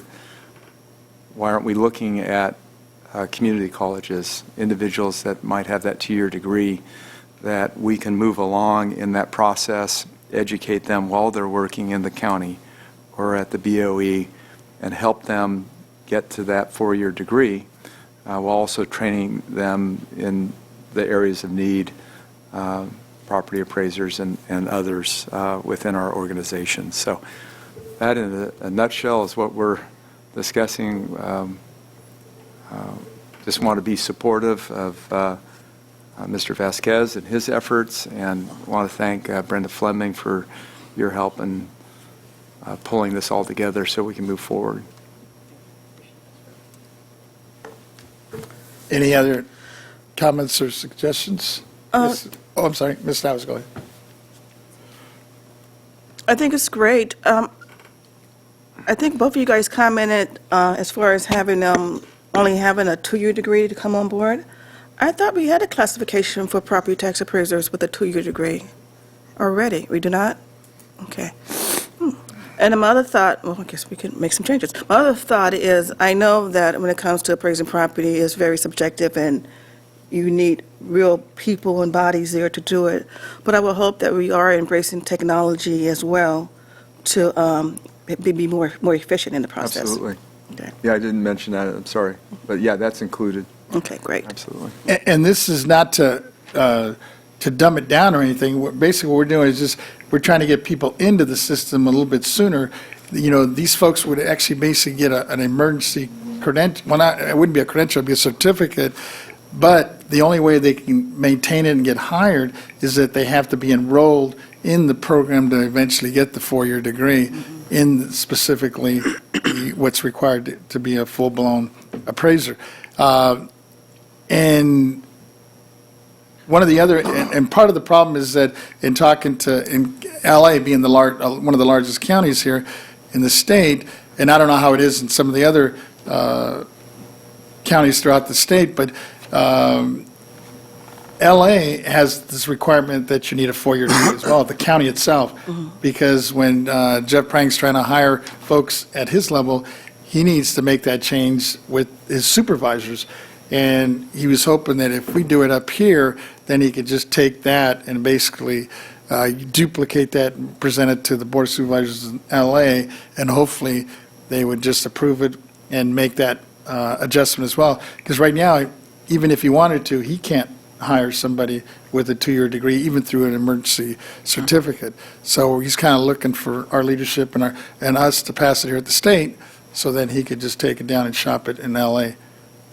Right. I'm sorry. No, thank you. I just wanted to be more available to participate in the conversation if needed. Mr. Schaefer. You know, as I've gone through life looking for work, they always say you need experience, and I generally don't have any experience what I'm looking for.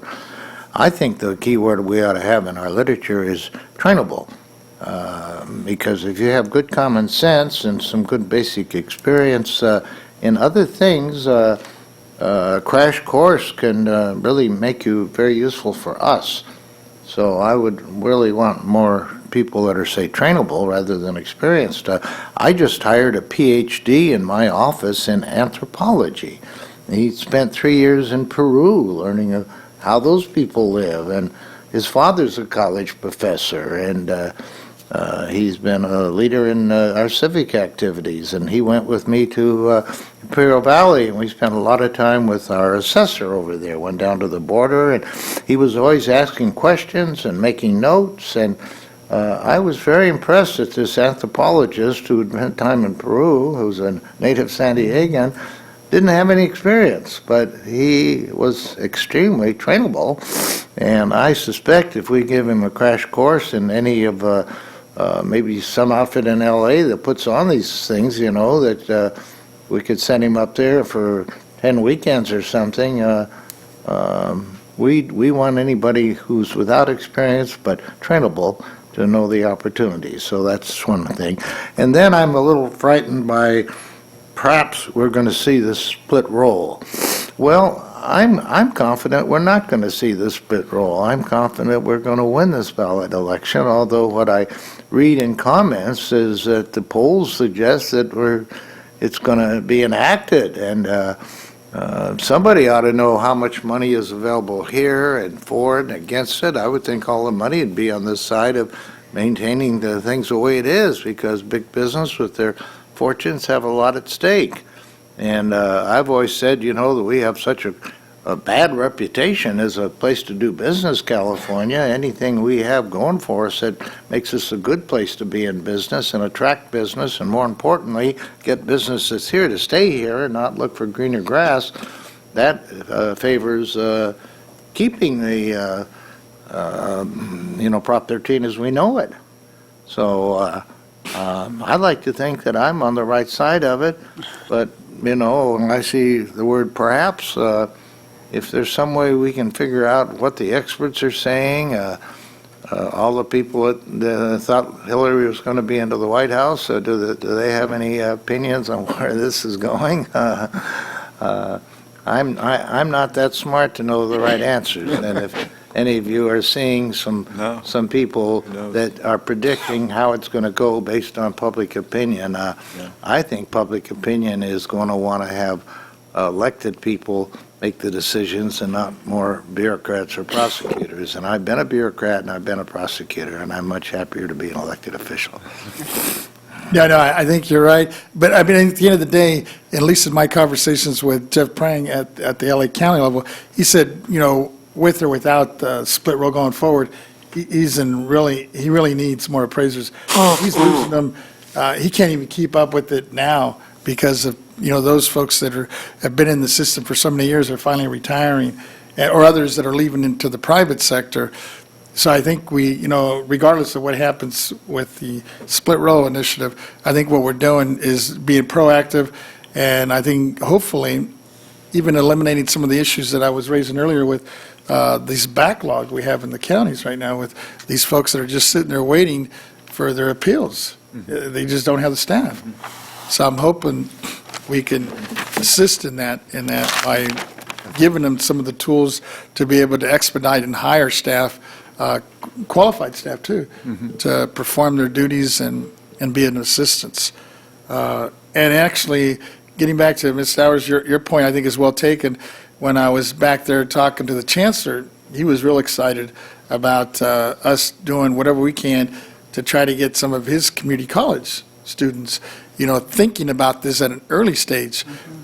Because what's happening is he's got these folks that are graduating with business degrees, accounting degrees, that I think would be perfect, like Mr. Schaefer was talking about, that are trainable, that could just walk right into this thing and be able to be certified as on an emergency, even an emergency certificate, with the understanding that they have to continue their schooling and their training to eventually finish off the 4 years. I don't know if Ms. Fleming had anything else you wanted to chime in on this, or? No, I think it's good conversation. We definitely appreciate, what we're trying to achieve collectively, both within the board and within the agency, addressing the internal staff and with the assessors to try to address all of these issues. It is a big issue, clearly. And so I think to the extent that we can work on it in a collaborative manner and raise it to levels of other levels of government, including, at a statewide level, as was noted in some of the comments, we're looking for opportunities to get, private and public sectors to buy into it, to support any monies that might be available, including, state budget, et cetera. So some of this may involve some legislation. So I think it's just this work group is giving us an opportunity to put a real plan together, so that, we have a real go-forward plan and articulating what the outcomes are. So we appreciate, what Mr. Prang is going through in Los Angeles. I've had conversation with, a number of other assessors, and I'm continuing those conversations to try to get some intelligence on, what might be the best way. So I'd like the opportunity to work with you and with the chancellor to get more input there. So I'm looking forward to working with you on this. It's an important, very important item. Sounds good. Hearing no more comments or hands, we will go ahead and move this thing forward then. Okay, very good. Thank you. We don't need to take an official vote on this, do we, Henry? No, that's fine now. Okay. What's, is that it from Ms. Davis? I'm or not sure. Yeah, I think at this point, the only items are the ones that were deferred, so if it pleases the vice chair, we can recess until Recess. tomorrow at 9 o'clock. So we'll officially take the recess now, and then we'll reconvene tomorrow at 9 o'clock Correct, in this location. correct. And just as a point of order, members, as a part of the adjournment process, just for any of the guests and for their board members' edification, when you arrive tomorrow, the configuration of the boardroom will look different, and that you'll have some tables arranged here, and that configuration of the tables is to facilitate and really enhance the more collaborative discussion for the strategic planning meeting. So it'll look a little different. We'll have, Post-its, et cetera, across the side of the board and easels. So just to give you Don't be a heads up. alarmed, okay. Don't be alarmed when you walk in. It'll look a little different, but, and that's some of the work the staff will get done for us this Ms. afternoon. Fleming, I noticed the pastries we had out there to thank our support staff. That was a good idea. Yeah, thank you. We are extending some thanks and apologies to some of the staff at CDTFA and others who take good care of us, so. Be sure they eat them, though. I don't want to see Yeah, them, we'll- all we'll- the starving we'll people take in care of China, it. If Thank they you. won't, I will. And again, happy birthday to the vice chair. Thank you. So we'll officially go on recess and then reconvene tomorrow at 9 o'clock. Right. Thank you. Thank you. Did I give you the Hope Fix?